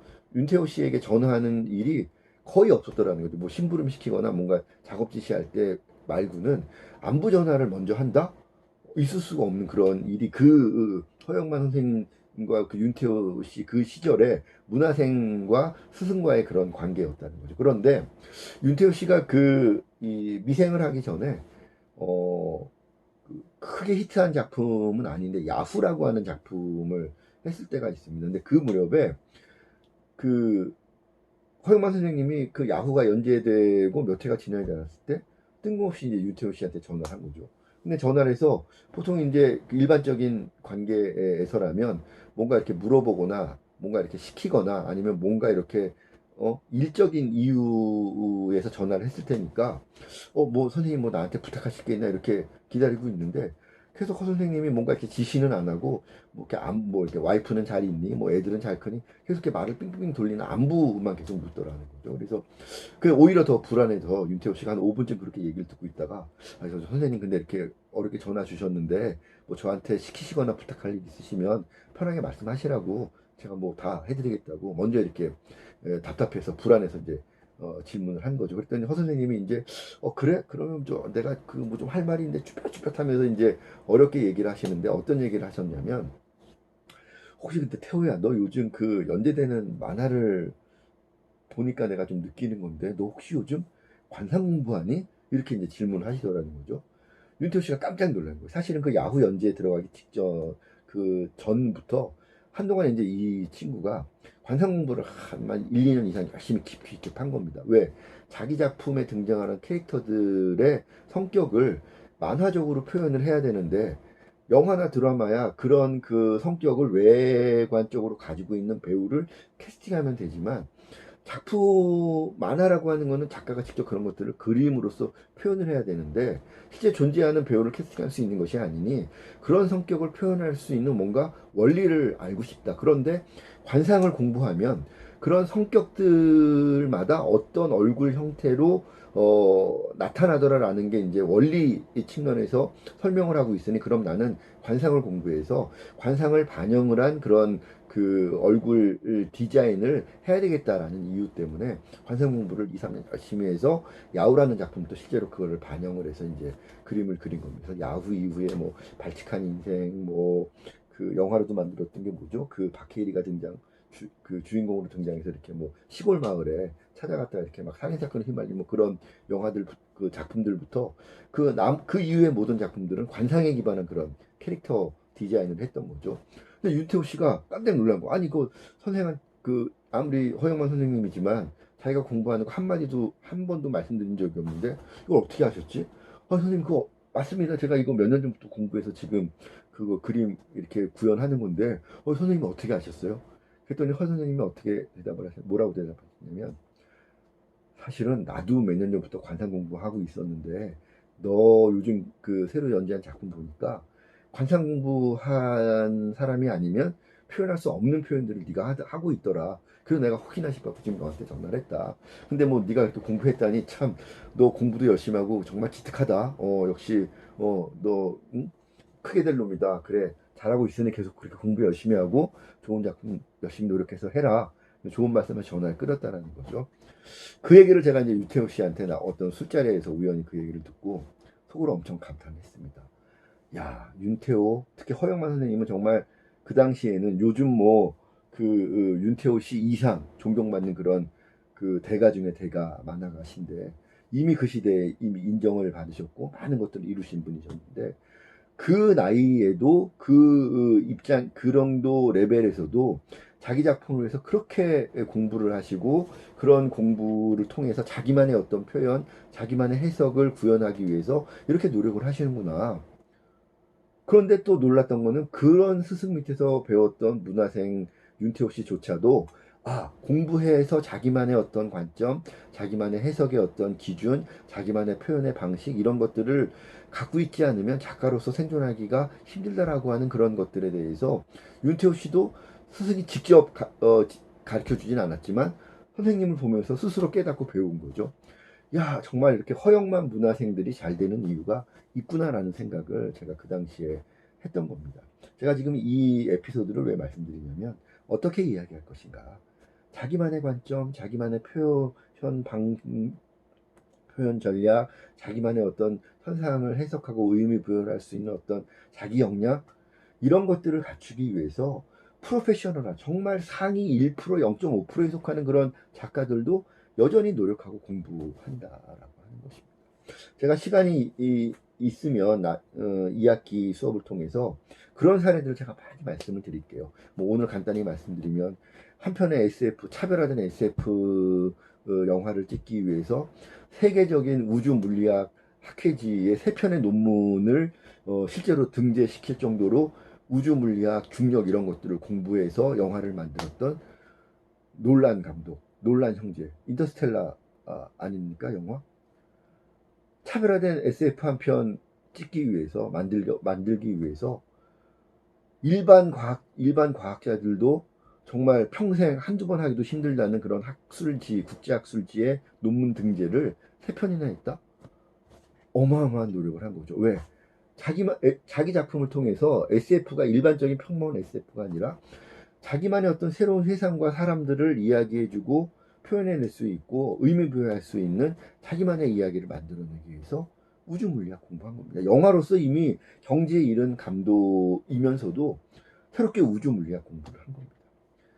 뭐 그런 사례들 제가 꼽아보자면 여러분들이 찾아보자면 검색해보면 수없이 많은 그런 에피소드를 등장할 겁니다. 근데 일반인들은 그런 거 잘 모르죠. 또 많은 그 청년 예술가들이 그런 거 잘 모릅니다. 그냥 성공한 이후의 모습들만을 보게 되면 그런 과정들을 우리가 쉽게 생각할 수 있는 거죠.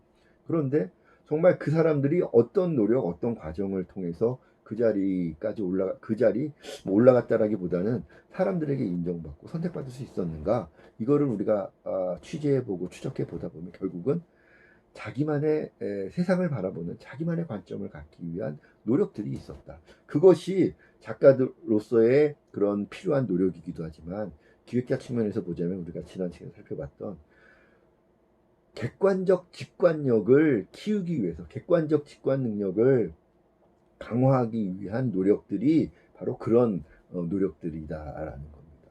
그런 측면에서 어떻게 이야기할 것인가에 대한 고민이 기획자에게도 가장 중요한 그런 고민이 될 수밖에 없다라는 말씀을 드리겠습니다. 자, 그래서 이러한 어떻게 이야기할 것인가, 뭐 이런 기본적인 태도에 대한 부분들을 제가 말씀드렸는데요. 오늘 좀 시간이 많이 길어지고 있는데 마지막 시간이니까, 자, 이러한 어떻게 이야기할 것인가, 사람들에 대해서 자기만의 관점을 가지고 이야기해야 된다. 이 자기만의 관점을 갖는 데에는 정답이 없습니다. 제가 늘 강조했지만 자기만의 관점을 갖기 위해서 자기만의 경험, 자기만의 공부, 자기만의 어떤 사유, 이 과정은 아무리 제가 뭐 천하의 무슨 제갈공명 같은 스승이라 하더라도 그거를 여러분들에게 일일이 다 가르쳐 줄 수는 없습니다. 이렇게 가는 게 맞아라고 제가 방향만 말씀드릴 수 있을 뿐 그 방향에 맞게 자기 스스로가 노력하는 거죠. 왜? 여러분들 스스로가 다 한 사람 한 사람이 서로 다른 감성적인 지향과 주파수를 가지고 있을 것이기 때문에 여러분들이 자기만의 관점을 갖기 위해서는 자기 감성의 주파수 혹은 자기가 갖고 있는 어떤 삶의 영역에 대한 호기심 이런 것들에 따라서 수없이 많은 길들이 존재하기 때문에 그 많은 길들 가운데 어떤 길을 선택해서 갈 것인가 여러분들 스스로가 판단해서 학부 4년 동안 노력하는 수밖에 없다는 거죠. 다만 제가 오늘 마지막으로 여러분들에게 드릴 수 있는 조언은 그러한 시선을 갖춰가고 있는 과정에서라도 눈앞에 주어진 프로젝트들을 그래도 보다 효과적으로 스토리텔링화할 수 있기 위해서 반드시 여러분들이 이해하고 활용을 해야 되는 그런 핵심적인 스토리텔링의 구성 요소들은 어떤 것들이 있는가, 그 부분을 여러분들이 잘 이해하고 활용할 수 있다면 어떻게 이야기할 것인가에 대한 그런 고민들 가운데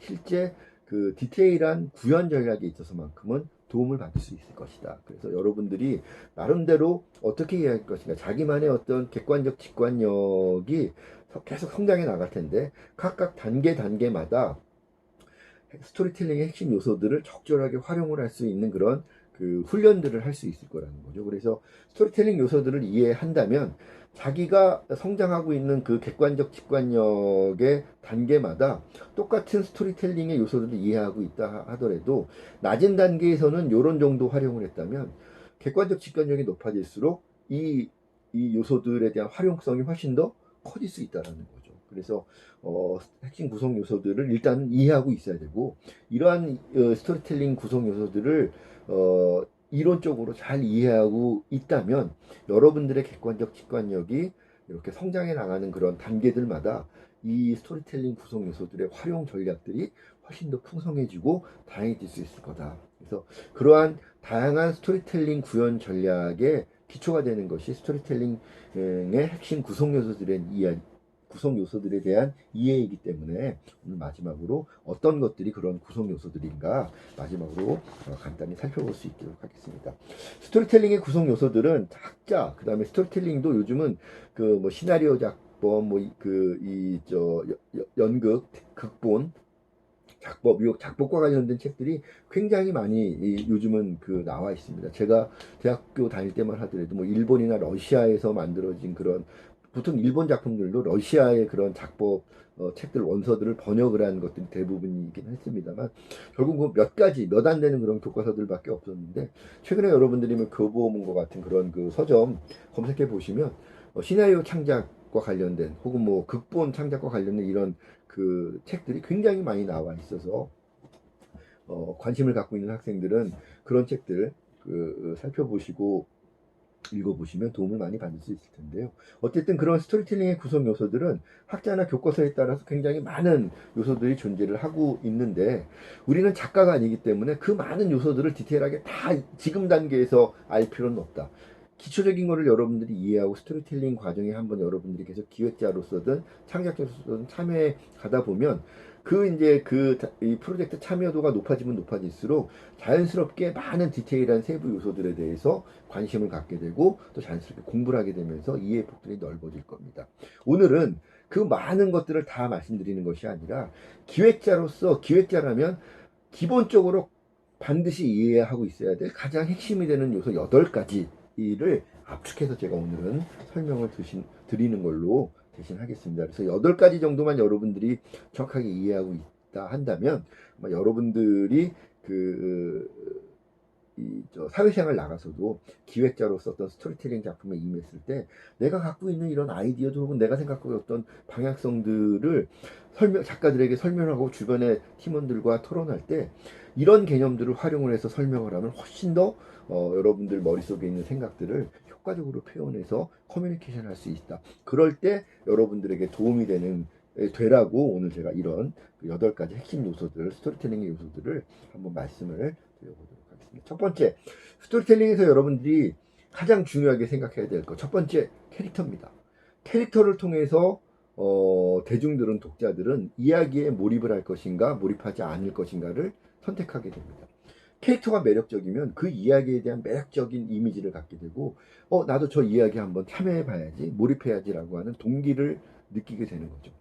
캐릭터가 매력적이지 않다는 건 뭐 못생겼다라든가 이런 의미가 아니라 캐릭터가 가지고 있는 여러 가지 이런 내면의 개성들이 굉장히 일반적이거나 이미 다른 작품들에서 많이 이렇게 본 것 같은 그러한 그냥 평범한 일반적인 관습적인 그런 모습일 때 사람들은 매력적이지 않다라는 생각들을 많이 느끼게 되는 거죠. 그래서 캐릭터가 매력적일수록 매력적이면 사람들은 이야기에 참여하고자 하고, 매력적이지 않다고 생각을 하면 참여하고자 하는 동기를 약하게 느낄 수밖에 없다는 겁니다. 그래서 캐릭터는 스토리텔링의 대중들을 몰입시키는 창구, 게이트의 역할을 해준다라는 것이죠.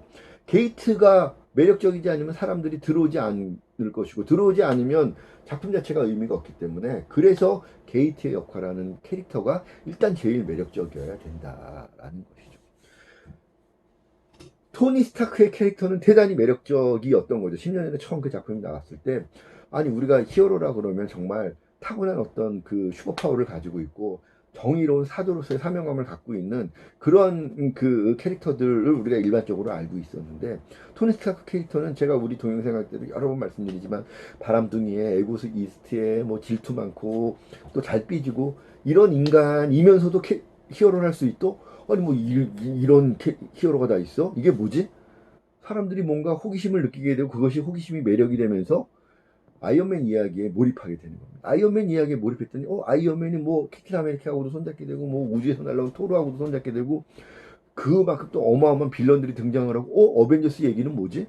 어벤져스라고 하는 MCU에까지 사람들이 참여를 하게 되는 겁니다.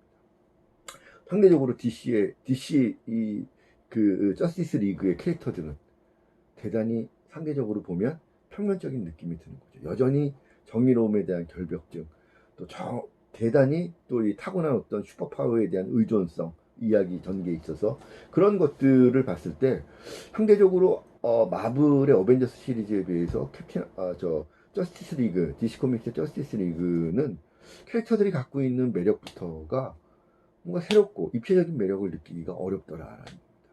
캐릭터의 매력에서부터 저스티스 리그와 어벤져스 시리즈에 대한 대중들의 반응의 차이가 나타날 수밖에 없었다라고 우리가 이제 평가를 일반적으로 지금은 이제 내릴 수가 있는데, 그만큼 캐릭터는 스토리텔링에 있어서 스토리텔링이 대중과 커뮤니케이션 관계를 구축할 수 있느냐 그렇지 못하냐를 판가름하는 가장 중요한 게이트 역할을 해준다. 그래서 대중들은 스토리텔링에 등장하는 여러 캐릭터들 가운데 어느 하나거나 둘 정도를 선택을 해서 내가 마치 그 캐릭터가 된 것 같은 그런 그 착각에 빠지면서 이야기를 자기 이야기로 받아들이는 거죠.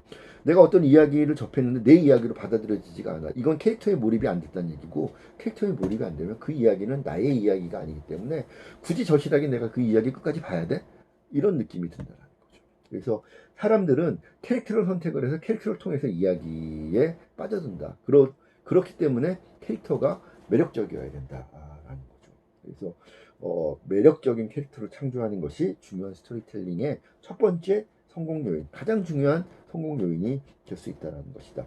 과거에는 우리가 장르 얘기할 때 마찬가지로 과거에는 전형적인 캐릭터들이 선호되는 시기도 있었으나 현대 메인스트림 문화 콘텐츠, 세계적인 글로벌 문화 콘텐츠 산업의 메인스트림에서는 전형적인 캐릭터보다는 복합적이고 다원적인 캐릭터들이 선호되는 그런 경향이 크다. 그러나 전형적인 캐릭터들을 선호하는 시장이 여전히 또 어느 그 집단에게는 존재하고 있다. 그렇기 때문에 어떤 전략을 써서 어떤 전략을 쓸 것인가는 내가 기획자 스스로가 선호하는 그런 캐릭터의 성격과 또 내가 만나고자 하는 대중 집단, 관객 집단이 선호하는 그런 그 캐릭터의 유형은 무엇일까를 판단해서 선택을 해야 되는 문제다라고 말씀을 드릴 수 있겠다라는 겁니다.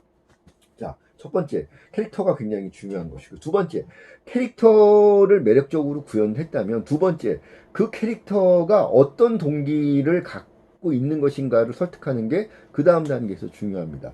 아무리 캐릭터가 비주얼이나 성격적으로 매력적이라 하더라도 캐릭터가 어떠한 사건에 어쨌든 빠져들어야 되고, 그 사건에 직면했을 때 캐릭터는 선택을 해야 되죠. 이 사건에 내가 이렇게 참여할까 저렇게 참여할까 아니면 참여하지 말까 선택을 해야 되는데, 캐릭터가 극중에서 어떤 선택을 내리기 위해서는 캐릭터가 갖고 있는 동기가 작동을 해야 선택을 하는 거잖아요. 그런데 그런 행위의 선택을 하는 동기가 매력적이어야 사람들은 그 캐릭터에게 느꼈던 매력을 지속적으로 느끼게 되는 거죠. 아무리 캐릭터가 매력적이더라도 이야기 안에서 캐릭터가 갖고 있는 동기가 설득력을 갖지 못하면 사람들은 처음에는 잠깐 캐릭터에 몰입했다 하더라도 쉽게 이야기로부터 빠져나가려고 한다라는 겁니다. 그래서 두 번째, 좋은 캐릭터의 매력적인 어떤 요소들을 만들어냈다 한다면 그 캐릭터가 그 이야기 안에서 그 극 중에서 갖고 있는 동기도 매력적으로 설정을 할 것. 이것이 이제 두 번째로 중요한 요인이 된다라는 겁니다. 이 동기와 관련돼서 제가 강조하는 반드시 이 스토리텔링 대중예술의 영역에서 스토리텔링을 기획하고 창작하는 그런 것을 지향을 하는 예술대학교 학생들이라든가 아니면 청년 스타트업 단계의 작가들 기획자들이 반드시 공부해야 되는 작품 중에 하나, 동기와 관련돼서 제가 늘 강조해서 꼽는 작품 중에 하나가 일본 만화 슬램덩크라는 작품입니다. 제가 나중에 시간이 되면 이 작품도 여러분들하고 좀 오랜 시간 동안 얘기를 좀 해보고 싶은데요. 그 당시까지 일본에는 스포츠 만화가 굉장히 메이저 장르이긴 했는데, 일본 망가 시장 안에서 스포츠 만화 장르 안에서 축구와 야구가 메이저였지 농구는 정말 인기도 없는 그런 장르였었는데, 슬램덩크 때문에 이제 농구 만화 붐이 1990년대 초에 막 일본에서 불어서 전 세계적으로 이제 확산이 됐었지 않습니까?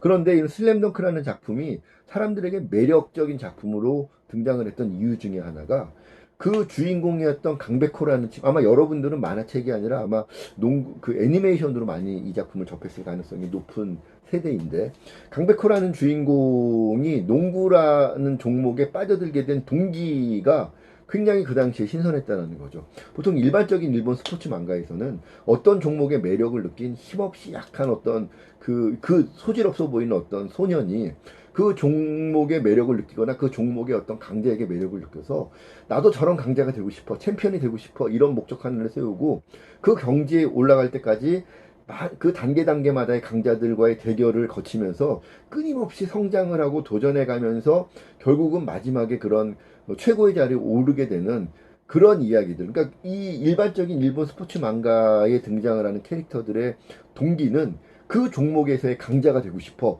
강자에 대한 그런 동경이 일반적인 동기였었다라는 거죠. 근데 슬램덩크는 그렇지 않습니다.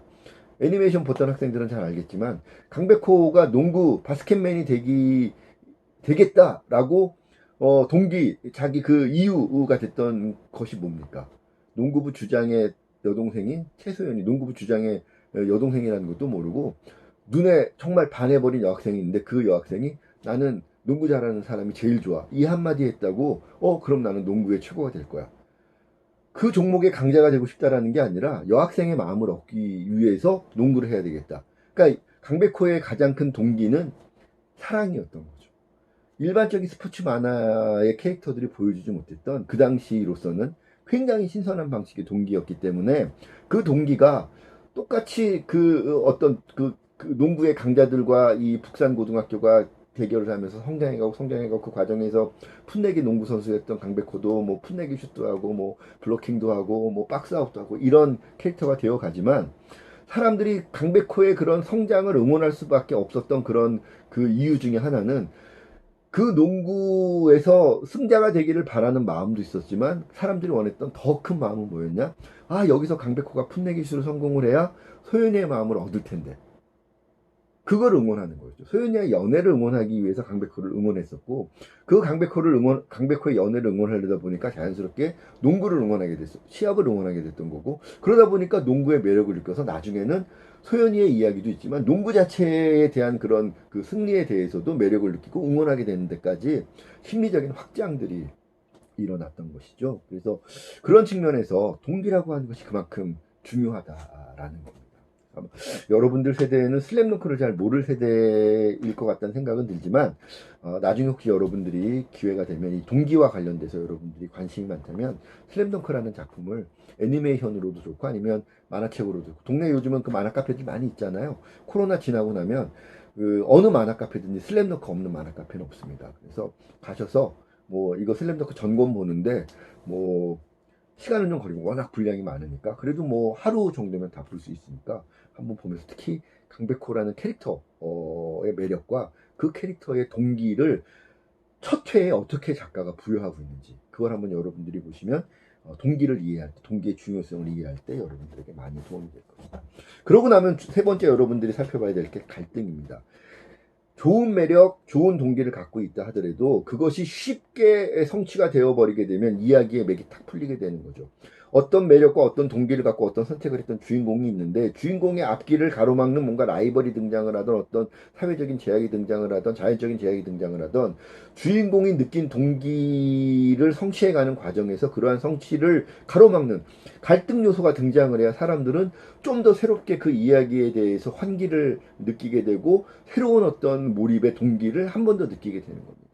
갈등의 요소들이 스토리텔링의 전개 과정에서 발전 과정에서 적절하게 계속 등장을 하지 않으면 사람들은 그 이야기의 매력을 오랫동안 지속적으로 느끼지 못하는 거죠. 그래서 세 번째 요소 갈등. 갈등은 스토리텔링을 고조시키고 심화 발전시키기 위해서 필수적인 요소가 된다는 것입니다. 그래서 갈등의 구조를 통해서 주인공의 캐릭터의 의도가 도전에 직면하게 되고 대중은 그러한 도전을 보면서 위기감을 느끼게 되는 거죠. 위기감을 크게 느껴야 그 도전의 결과가 딱 매겨졌을 때 그 결과에 대한 임팩트를 크게 느낄 수 있다라는 것이고 또 위기감을 크게 느껴야 그 도전의 과정에 좀 더 깊이 있게 참여해서 응원을 하던 뭐 반대를 하던 깊이 있는 참여를 할 수 있게 된다는 겁니다.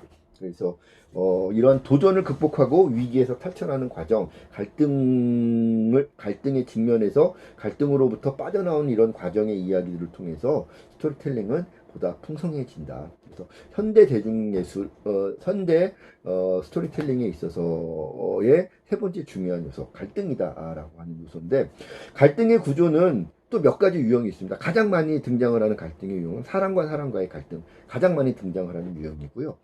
사람과 자연의 갈등도 오랜 세월 동안 대중예술 영역에서 사랑받아왔던 요소입니다. 예를 들면 뭐 빙하기가 온다든가 아니면 우주의 어떤 조난 이런 것들도 넓게 보면 자연과의 갈등인 거죠. 최근에 코로나 문제 이런 것들 이런 상황에서는 또 특히 사람과 자연과의 갈등은 우리가 더 몰입해서 느껴볼 수 있는 거죠. 왜?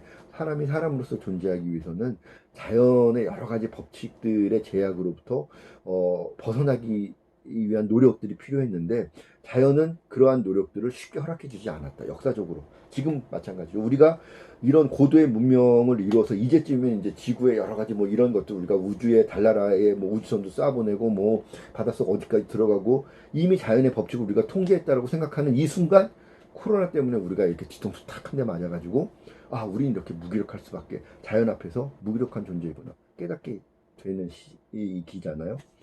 사람과 자연의 갈등 굉장히 중요한 이야기 영역 안에서 갈등의 구조고 또 하나 사람과 사회의 갈등이 있습니다. 사람과 사회의 갈등. 그래서 죽은 신이나 이런 것들 보면 혹은 뭐 우리나라 영화 중에서도 변호인, 택시 운전사 뭐 이런 작품들 보면 사람과 사회의 갈등을 다루는 그런 이야기들 많이 존재하고 왜 인간은 사회적 존재이기 때문에 그러다 보니까 네 번째 사회와 사회의 갈등 전쟁을 다룬 영화들이 대부분 그런 것들이죠. 300 같은 영화 보면 중동의 그런 그 세력들과 그리스의 세력들이 사회와 사회가 부딪혀서 목숨 건 전투라는 뭐 이런 갈등의 요소들이 보이는데 사회와 사회의 갈등 뭐 이런 것들도 굉장히 중요하게 과거로부터 현재까지 다루고 있는 그런 갈등의 유형들이다. 그래서 뭐 여러 가지 갈등의 유형들이 있겠습니다만 그래도 가장 오랜 세월 동안 많이 다뤄졌던 갈등의 유형들은 사람과 사람의 갈등, 사람과 자연의 갈등, 사람과 사회의 갈등, 그리고 사회와 사회의 갈등인데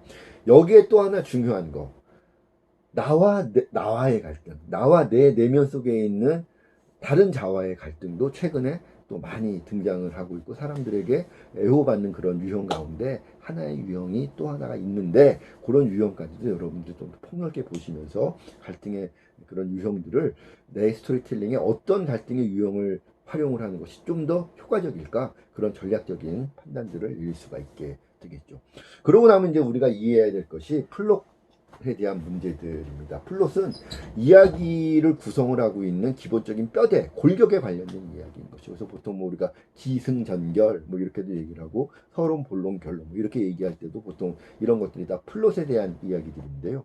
플롯은 어쨌든 스토리텔링의 뼈대를 이루는 구조를 이야기하는 것이기 때문에 기본적으로 스토리텔링은 낮은 수위에서 높은 수위로 감정에 있어서 감정의 선이 낮은 감정선에서 높은 감정선으로 점차적으로 이렇게 고조 상승 발전해가는 그런 구조들로 이루어져야 되고요. 그런 것들이 점진적으로 단계적으로 이루어져야지 처음부터 와 높은 감정선에서 높은 감정선으로 끝난다거나 낮은 감정선에서 낮은 감정선으로 끝난다거나 이런 것들은 그렇게 일반적으로 바람직하지 않더라. 사람들이 대중들이 보편적으로 즐겁게 가장 선호하는 그런 이야기의 플롯들은 낮은 감정선에서 높은 감정선으로 점차 이렇게 발전됐는데 이야기들이 이렇게 평균적으로는 상승 발전하지만 구간을 따져보면 오르락과 내리막이 오르막과 내리막 이렇게 상승과 하락이 이렇게 반복하는 이런 구간들이 사이클들을 이루면서 평균적으로는 상승 발전해 가는 것들을 가는 이런 그 구조들을 대중들은 일반적으로 가장 선호를 하더라라는 겁니다. 그래서 이러한 그 플롯과 관련해서 굉장히 여러 가지 플롯들에 대해서 그 작법들이 이야기를 하고 있는데 가장 보편적으로 많이 사용되는 그 특히 상업적인 그런 스토리텔링 영역에서 가장 많이 애호되고 있고 현재까지도 사용되는 그런 플롯은 발단 전개 절정이라고 하는 삼막 구조를 주로 많이 대부분의 작품들이 채택을 해서 쓰고 있습니다. 현재의 많은 그런 그 블록버스터들도 이런 삼막 구조를 따르고 있습니다. 1막에서는 주인공들이 어떤 주인공들인지 소개를 하고 그 주인공들이 처해져 있는 환경이 어디인지 그런데 그러한 환경이 갖고 있는 어떤 위험 요소는 뭔지 이런 정도 발단에 대한 이야기들을 던져주는 것이 이 발단 첫 번째 1막의 내용이고요. 2막의 내용은 그러한 위기 그러한 그 집단이 가지고 있는 약점을 파고 들어오는 어떤 빌런들이 강력하게 등장을 해서 빌런 그 상대방들과 이런 그 악당들 뭐 빌런들 이런 그 상대 라이벌들 캐릭터들이 그런 약점을 파고들기 위해서 뭔가 이렇게 공세적인 어떤 입장을 취할 때 그런 것들에 대해서 대응을 해서 고민하고 노력을 하는 과정에 그런 전개의 과정들을 다루고 있는 것이 두 번째 이막의 내용들이 되는 것이고요. 그런 것들이 이제 이 단계가 본론의 단계가 될 텐데 마지막 그 결정 단계는 그러한 것들이 마지막 최종 대결의 압축적으로 보여주게 되는 그러한 마지막 그 대결의 모습들을 그리는 것이 이제 마지막 3막의 내용이 되겠죠. 그래서 보통 이렇게 3막 구조에 관련된 여러 가지 그런 그 시나리오 책들을 살펴보면 보통 이런 3막 구조의 뿌리가 어디서 왔느냐를 따져보면 미국 서부 영화 웨스턴 무비를 많이 사례로 꼽고 있습니다. 그래서 보통 어떤 그 외딴 마을에 평화로운 마을에 낯선 이방인이 찾아와서 사람들이 낯설어 해서 받아들일까 받아들이지 말까 막 사람들 사이에 뭐 왈가왈부 하는데 그 중에 어떤 아름다운 여인이거나 아니면 어떤 소년이 등장을 해서 아 저 사람 내가 어제 봤는데 이런 좋은 면을 갖고 있는 사람이니 우리 마을에 받아들여 주세요. 그래서 마을 사람들이 회의를 거쳐서 그 이방인을 낯선 나그네를 받아들이는데 그 나그네가 마을의 한 일원이 돼서 이제 저기에 살다 보니까 이 마을 사람들을 위협하는 옆마을 큰 목장에 어떤 목장 주인이 언제까지 이 마을 떠나지 않으면 너희들 죽여버리겠어. 뭐 이런 얘기를 하는 것을 목격하게 되고 아니 왜 저런 사람한테 이렇게 위협을 당하고 있습니까? 뭐 이렇게 물어봐요. 마을 사람들이 아이 뭐 저가 나쁜 사람인 건 아는데 우리가 뭐 그렇다고 뭐 총을 쏠 수 있는 것 총을 잘 쏘는 사람도 없고 그래서 말로 어떻게 잘 부탁을 해서 우리가 좀 봐달라고 해보면 저 사람도 사람인데 뭐 우리 이렇게 설마 죽이게 하겠어? 뭐 이런 정도 얘기까지 전개되는 게 1막 발단의 단계면 2막 전개 단계로 넘어가게 되면 진짜 그런 위협들이 설마 했던 위협들이 눈앞에 당장에 이렇게 나타나는 거죠. 너네 뭐 다음 달까지 너네 안 나가면 정말 우리 지금 내 뒤에 따라온 애들 봤지? 100명의 우리 총잡이들이 있는데 너희 지금 여자들 애들 안 봐주고 다 죽여버릴 거야. 무조건 나가. 어떻게 해야 되냐? 뭐 실제로 그랬더니 뭐 마을에 어떤 이장이 잡혀갔다가 정말 초죽음이 돼서 고문받아서 다시 실려오고 뭐 이런 일들이 벌어지고 막 마을 사람들이 회의를 하는 거죠. 야 이거 어떻게 해야 돼? 싸우자는 사람, 도망가자는 사람, 뭐 빌어보자는 사람 분분한데 그 중에 이제 누군가가 이 나그네 주인공 나그네가 사실은 알고 봤더니 전직 이 총잡이라는 것을 유명한 건맨이라는 거를 알게 된 거죠. 야 너 사실 근데 유명한 누구라며? 너 우리를 이끌어서 저 악당들이 싸우지 않을래? 그럼 이제 주인공이 얘기하는 거죠.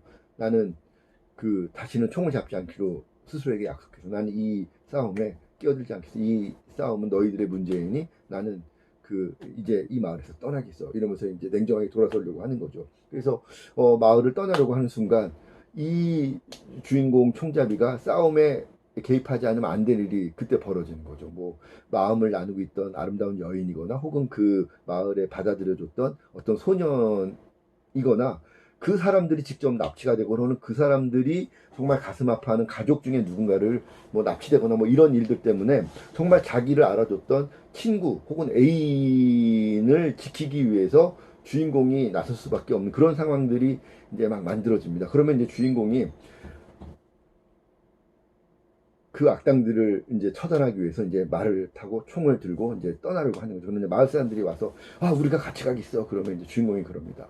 이 싸움은 나의 싸움인 너희들은 이 싸움에 끼어들지 마. 내가 혼자 가서 해결하고 올 거야. 그러면서 유이 적들을 향해서 달려가는 것. 여기까지가 2막 전개 단계인 거죠. 그럼 이제 마지막 단계는 스토리텔링의 이 전개 과정으로 보면 마지막 얼마 안 되는 이야기지만 사실 상업적인 이야기에서는 가장 많은 비중을 들여서 찍는 장면이 실제 마지막 대결 장면, 절정 장면이 되는, 절정의 이 시퀀스가 되는 거죠. 그래서 주인공이 찾아가서 야 뭐 나와 그러면 이제 막 총싸움을 하면 총싸움이 벌어지는데 적들은 뭐 기관창까지 뭐 100명이 넘는 그런 총잡이들이 이 주인공 한 사람 잡겠다고 막 기관총도 쏴대고 뭐 폭탄도 던지는데 주인공은 다 피해가면서 주인공은 한 방에 그냥 원샷 원킬로 막 그 악당들 때려잡다가 결국 마지막에는 마지막 저쪽에 두목 한 명과 1대1로 서로 딱 마주서서 누가 먼저 총을 뽑아 쏘는지 따당 쏘는데 뭐 처음에는 주인공 여기 딱 얼굴에 뭐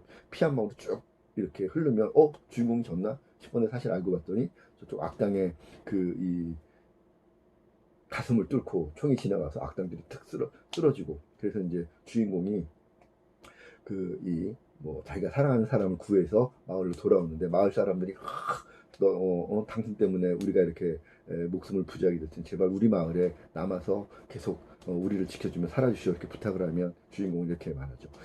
나는 내 스스로에게 한 약속을 내 스스로 어겼기 때문에 나는 더 이상 이 마을에 얼굴 들고 살아가기에 너무 내 스스로 부끄러움을 느끼니 나는 떠나가겠어. 사랑하는 애인이 붙잡아도 우정을 나눈 소년이 붙잡아도 아니야.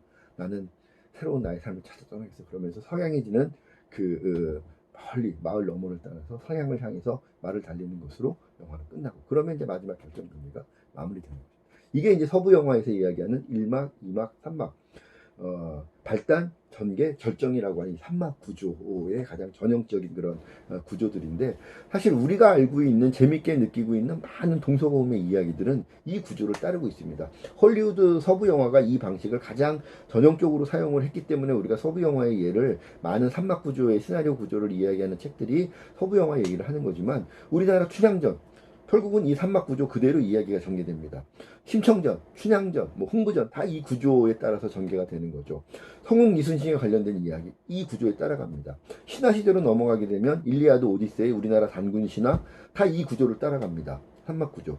현대 어벤져스 이야기들도 이 구조를 따라가고 있는 거죠. 그래서 이 3막 구조 발단, 전개, 절정이라고 하는 크게 세 단계 서론, 본론, 결론이라고 하는 이 구조를 따라서 이야기들을 전개하고 하는 이런 방식이 동서고금, 인종이라든가 문화권을 떠나서 과거와 현재를 떠나서 인간들의 이야기적인 존재로서 살아가는 인간들이 이야기를 하고 이야기를 받아들일 때 가장 익숙하고 재미있어하는 방식이 이 삼막구조의 방식이다. 그래서 기본적으로 현대적인 그런 이야기 장르들의 플롯들은 굉장히 다양한 방식의 플롯들이 존재하고 있습니다. 예를 들면 뭐 과거로부터 시작했다 현재로 갔다가 다시 과거로 간다든가 뭐 이런 여러 가지 구조들, 이 플롯 구조들이 존재를 하고 있는데 그러한 것들조차도 기본적으로는 삼막 구조의 틀 위에서 그러한 플롯적인 변형들이 이루어지고 있으니 기본적으로 기획자 작가들이라고 한다면 삼막 구조에 대한 이해를 먼저 충실하게 해놓고 다른 현대적인 방식의 그런 현대적인 플롯들에 대한 적용들을 고민하는 것이 바람직할 것이다 라는 것이고요. 자, 그러고 나면 그러한 플롯에 담겨져서 구체적으로 이야기의 재미와 아까 살펴봤던 뭐 캐릭터, 동기, 갈등 이런 것들이 실제로 구현되는 단위가 에피소드 단위입니다. 그래서 다섯 번째로 여러분들이 이해해야 될 것은 에피소드의 구성을 어떻게 할 것인가에 대한 이해를 하는 것이 중요하다는 거죠. 에피소드는 스토리텔링이 전개되는 가장 기본이 되는 단위입니다. 씬과 씬 안에서도 쇼트와 쇼트, 커트와 커트들이 하나의 에피소드를 담고 있으면 그것이 하나의 그 이야기의 작은 단위가 되는 거죠. 그 에피소드의 단위는 씬이 될 수도 있고 하나의 커트가 될 수도 있어요. 그래서 뭐 그 영상적인 단위가 반드시 에피소드의 단위가 딱 맞아떨어지는 것은 아니지만 어떤 이야기의 사건의 기승전결이 작은 이야기의 기승전결이 완결되는 것을 우리가 하나의 에피소드라고 볼 수 있는데 에피소드를 통해서 스토리텔링은 에피소드들이 중첩되고 새로운 에피소드들이 나열되고 에피소드들이 시간적으로 쭉 연관관계를 가지면서 하나의 선형적인 구조 안에 안착됐을 때 스토리텔링이라고 하는 것이 실제로 작동되고 전개가 될 수 있는 거죠. 그래서 그런 측면에서 봤을 때 스토리텔링이 전개되는 가장 기본이 되는 그런 단위가 바로 에피소드다, 이렇게 여러분들이 이해할 수가 있고요.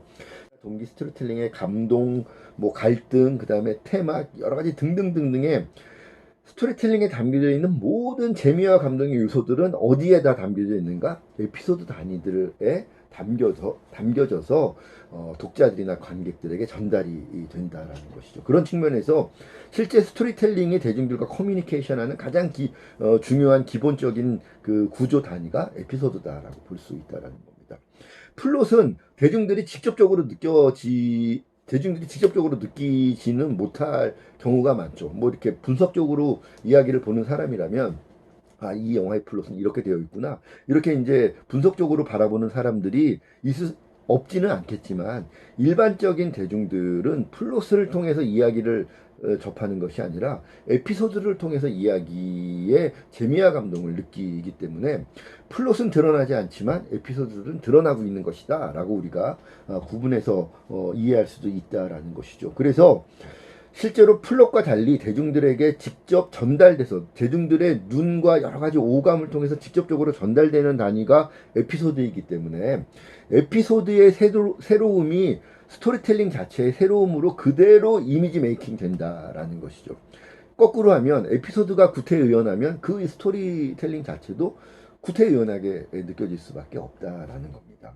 그래서 에피소드의 구성은 굉장히 테크니컬한 재능을 필요로 한다. 플롯은 열심히 공부하면 이해하고 플롯을 구축할 수 있어요. 후천적인 노력에 의해서 플롯은 능수능란하게 다룰 수 있는 여지가 크다. 상대적으로 에피소드는 테크니컬한 그런 영역의 재능이기 때문에 사실 그 선천적으로 타고나야 되는 감이라고 하는 측면도 굉장히 중요한데, 어쨌든 뭐 에피소드도 노력을 하면 좋은 아이디어들 막 이렇게 팩트들을 취재를 통해서 노력을 하면 에피소드를 얼마든지 후천적으로 만들어낼 수 있습니다. 다만 그거를 표현하는 기법적인 측면에서 선천적인 재능이 작동할 여지는 분명히 있습니다만, 어쨌든 에피소드에 대한 반응이 스토리텔링 자체의 흥행을 좌우하는 직접적인 요소가 된다는 겁니다. 아무리 플롯이라든가 방향성 잘 잡아도 실제로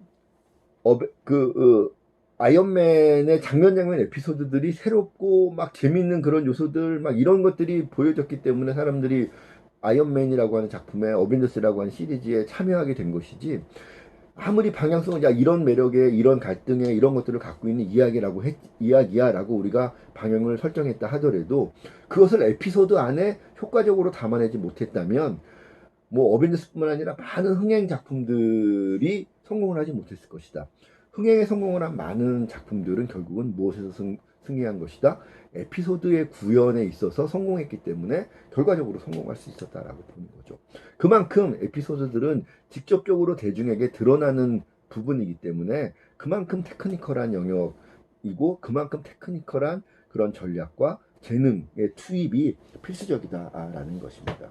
그래서 이런 이 스토리텔링 자체의 흥행을 좌우하는 가장 중요한 요소가 에피소드이기 때문에 에피소드들을 얼마나 유니크하게 구성을 하느냐, 똑같은 이야기지만 다른 영화에서 보지 못했던 새로운 장면으로 이 스토리텔링이 구현되게 하는 것이 중요하다는 것이죠. 그래서 에피소드를 어떻게 차별화되게 구현할 것인가에 대한 고민을 5번째로 해야 되고요. 그 다음에 그러한 에피소드들을 더 유니크하게 구성을 하기 위한 더 세밀한 요소 중에 하나가 대사라는 거죠. 특히 스토리텔링에서는 에피소드들을 구현해가는 많은 요소들이 그 안에 있죠. 예를 들면 뭐 대사도 있고 나레이션도 있고 뭐 이렇게 영상 분야라면 연기도 있고 연기에도 표정이 있고 몸짓이 있고 뭐 이렇게 막 그 전쟁 장면 뭐 이런 것들은 뭐 사람이 등장하지 않더라도 막 이런 메카닉에 관련된 그런 요소들도 있고 굉장히 다양한 요소들이 개별 요소들이 복합되어 있는 것이 에피소드인데 그런 에피소드의 유니크함을 구현하기 위해서는 그런 개별 요소들을 유니크하게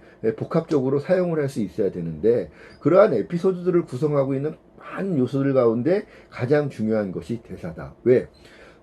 일반적인 스토리텔링 창작에 있어서 스토리텔링을 통해서 전달되어야 될 많은 재미와 감동의 요소들, 정보들 가운데 7, 80% 이상이 대사를 통해서 전달되기 때문이라는 거죠. 물론 나레이션이나 표정, 대사 이런 것들을 통해서도 스토리텔링들이 전개될 수 있습니다만 기본적으로 사람이 자기의 말과 자기의 언어를 통해서 이야기해주는 것, 이 대사라고 하는 것을 통해서 전개됐을 때 대중들이 가장 몰입도를 많이 느끼고 또 이해할 수 있다는 거죠. 예를 들면 토니 스타크가 자기가 어떤 생각을 하고 있는지 대사로 얘기를 해줘야지 표정으로만 아무리 명령기를 로버트 다우니 주니어가 한다 하더라도 표정만 갖고는 100%그 생각을 이해할 수 없죠. 대사가 필수적인 겁니다. 그래서 거의 대부분의 스토리텔링 장르에서는 대사의 비중이 많은 건 90% 이상까지, 보통은 7, 80% 정도까지가 대사를 통해서 전달될 수밖에 없다라는 거죠. 그래서 에피소드 전개의 많은 부분들은 캐릭터들의 대사를 통해서 이루어진다. 에피소드의 새로움과 재미는 대사가 갖는 효과에 크게 의지할 수밖에 없다는 거죠. 에피소드가 재미있고 새롭게 느껴지려면 대사가 재미있고 새로워야 된다라는 겁니다. 그래서 대사는 캐릭터가 어떤 나이, 어떤 성별, 성격, 직업, 학력, 상황, 캐릭터가 처해져 있는 많은 그러한 시츄에이션에 어울리는 단어, 어울리는 수사법 이런 것들에 의해서 구현되어야만 사람들은 현실감을 느끼고 몰입할 수가 있다. 캐릭터들이 수없이 다른 어떤 배경과 다른 학력과 다른 성별과 다른 연령대와 다른 직업을 갖고 있는 캐릭터들이 작품 안에 여러 명이 등장을 하는데 말투나 쓰는 단어들이 똑같다? 사람들이 재미있다고 느낄까요? 말도 안 된다고 느끼는 거죠. 토니 스타크는 토니 스타크의 말투가 있고 캡틴 아메리카는 캡틴 아메리카의 말투가 있고 토르의 말투와 헐크의 말투는 달라야 되는 거죠. 같은 여성 캐릭터지만 블랙 위도우의 말투와 또 그 누구죠? 그 저기 다른 여성 캐릭터 이 히어로들 뭐 캡틴 마블 이런 사람들 쓰는 말투 수사법 다 다르죠. 왜? 살아온 배경이 다르고 입장이 다르고 가치관이 다르기 때문에 다른 말투 다른 어떤 그 어법을 가지고 있는 그런 다양한 어법들이 자기 캐릭터가 갖고 있는 개성과 또 지향하는 가치관과 이런 것들을 표현하면서 대사를 통해서 충돌을 해야 캐릭터의 매력도 드러나고 캐릭터의 모티브도 동기도 드러나고 갈등 관계도 훨씬 더 첨예하게 느껴질 수 있다. 그래서 대사는 캐릭터들에 따라서 다른 방식의 대사들이 부여될 수 있어야 되는 겁니다. 이 초보 단계의 작가들이 가장 어려움을 겪는 것 중에 하나가 대사예요. 사람이 혼자서 자기가 흔히 쓰는 말투를 모든 캐릭터들에게 부여하는 게 초보 단계 작가들이 극복하지 못하는 이 실수인 거죠. 역량 있는 작가들일수록 작가는 한 사람이지만 작품 속에 등장을 하는 많은 그 캐릭터들에 따른 각자만의 화법을 부여해 줄 수 있는 역량을 갖고 있다라는 거죠. 그런 측면에서 캐릭터는 그만큼 다양한 캐릭터들의 다양한 여러 가지 요소들을 구현해 줄 수 있는 다양한 방식으로 대사가 구현돼야 되고 특히 스토리텔링상의 시대 배경에 따른 대사 구현도 중요하다. 사극의 대사체와 현대물의 대사체는 다르죠. 또 SF 시대를 다룬 그런 대사체와 현실을 다룬 대사 달라야 되는 거죠. 그래서 그런 시대의 상에 따른 시대적 배경에 따른 대사의 구현도 필요하다라는 겁니다. 특정한 대사 한 구절 때문에 작품의 흥행이 좌우되고 작품이 화제 바이럴이 되는 가장 중요한 요소 중에 하나도 대사 한마디인 경우들이 현대 대중예술 영역에서 빈번하게 등장을 하고 있기 때문에 그런 측면에서도 대사의 중요성 생각하면서 작가와 대중 모두가 민감하게 반응하는 요소가 대사이다. 대사에 민감할 수밖에 없는 것은 그것이 에피소드를 구현해주는 가장 중요한 요소이기 때문에 그렇다라고 하는 것들. 그런 측면에서 여러분들이 대사가 정말 이 작품의 컨셉에 맞게 혹은 캐릭터의 특성에 맞게 이 차별화된 대사들이 잘 구현되고 있는가 이런 것들을 기획적으로 잘 판단해주고 혹시 부족한 부분이 있다면 그런 부분들을 작가에게 설명을 해서 보완해 줄 수 있도록 하는 것 이런 것들이 이제 기획자의 역할이 되는 거죠. 그러고 나면 이제 마지막이 리듬감과 디테일입니다. 아까 잠깐 얘기했지만 이야기는 상승 발전해 가야 되는데 이게 그냥 올라가기만 해도 안 되는 거고 오르락 내리락 오르락 내리락 내리락 오르락 내리락 이런 리듬감을 가지고 상승과 하락이 반복되는 사이클들 주기를 보여주면서 이렇게 발전해 가야 사람들은 몰입을 하는 거지 이게 계속 예측되는 대로 긴장과 이완이 그냥 반복되면 사람들은 무지함을 느낄 수밖에 없다. 그리고 이야기의 장르에 따라서도 리듬감들은 다르게 나오는 거죠. 코미디의 리듬감, 공포영화의 리듬감, 폭력 액션물의 리듬감, 멜로물의 리듬감은 다 다른 거죠. 같은 멜로물 안에서도 또 작품의 성격에 따라서 또 리듬감은 달라질 수밖에 없는 거죠. 그래서 사람들이 몰입을 좀 더 효과적으로 하기 위해서 리듬감에 대한 고려, 배려하는 것이 중요하고요. 특히 한번 임팩트를 강하게 주는 장면을 준비하고 있다면 그 장면의 앞에는 사람들을 이완시키는, 대중들을 이완시키는 장면들이 반드시 필수적이다. 왜? 사람들이 계속 긴장시키면 정말 긴장을 해야 되는 장면에 제대로 긴장감을 느끼지 못한 무서운 장면을 느끼게 하기 위해서는 그 앞 장면에서는 안심을 하게 해줘야 되는 거죠. 안심을 하게 해줬다가 갑자기 빵 놀라게 해줘 그게 우우 막 더 무서움을 느껴지게 되는 거지. 계속 무서움을 느끼게 했는데 정말 이 내가 생각했던 그런 공포의 대상이 계속 무서운 장면 와중에 쓱 등장을 한다. 그냥 사람들은 그게 정말 중요한 그 공포의 대상이었나 눈치를 못 채고 지나가 버릴 수도 있다라는 거죠. 그만큼 리듬감이 중요하다라는 거고요. 그 다음에 이제 그 마지막으로 디테일이 중요하다.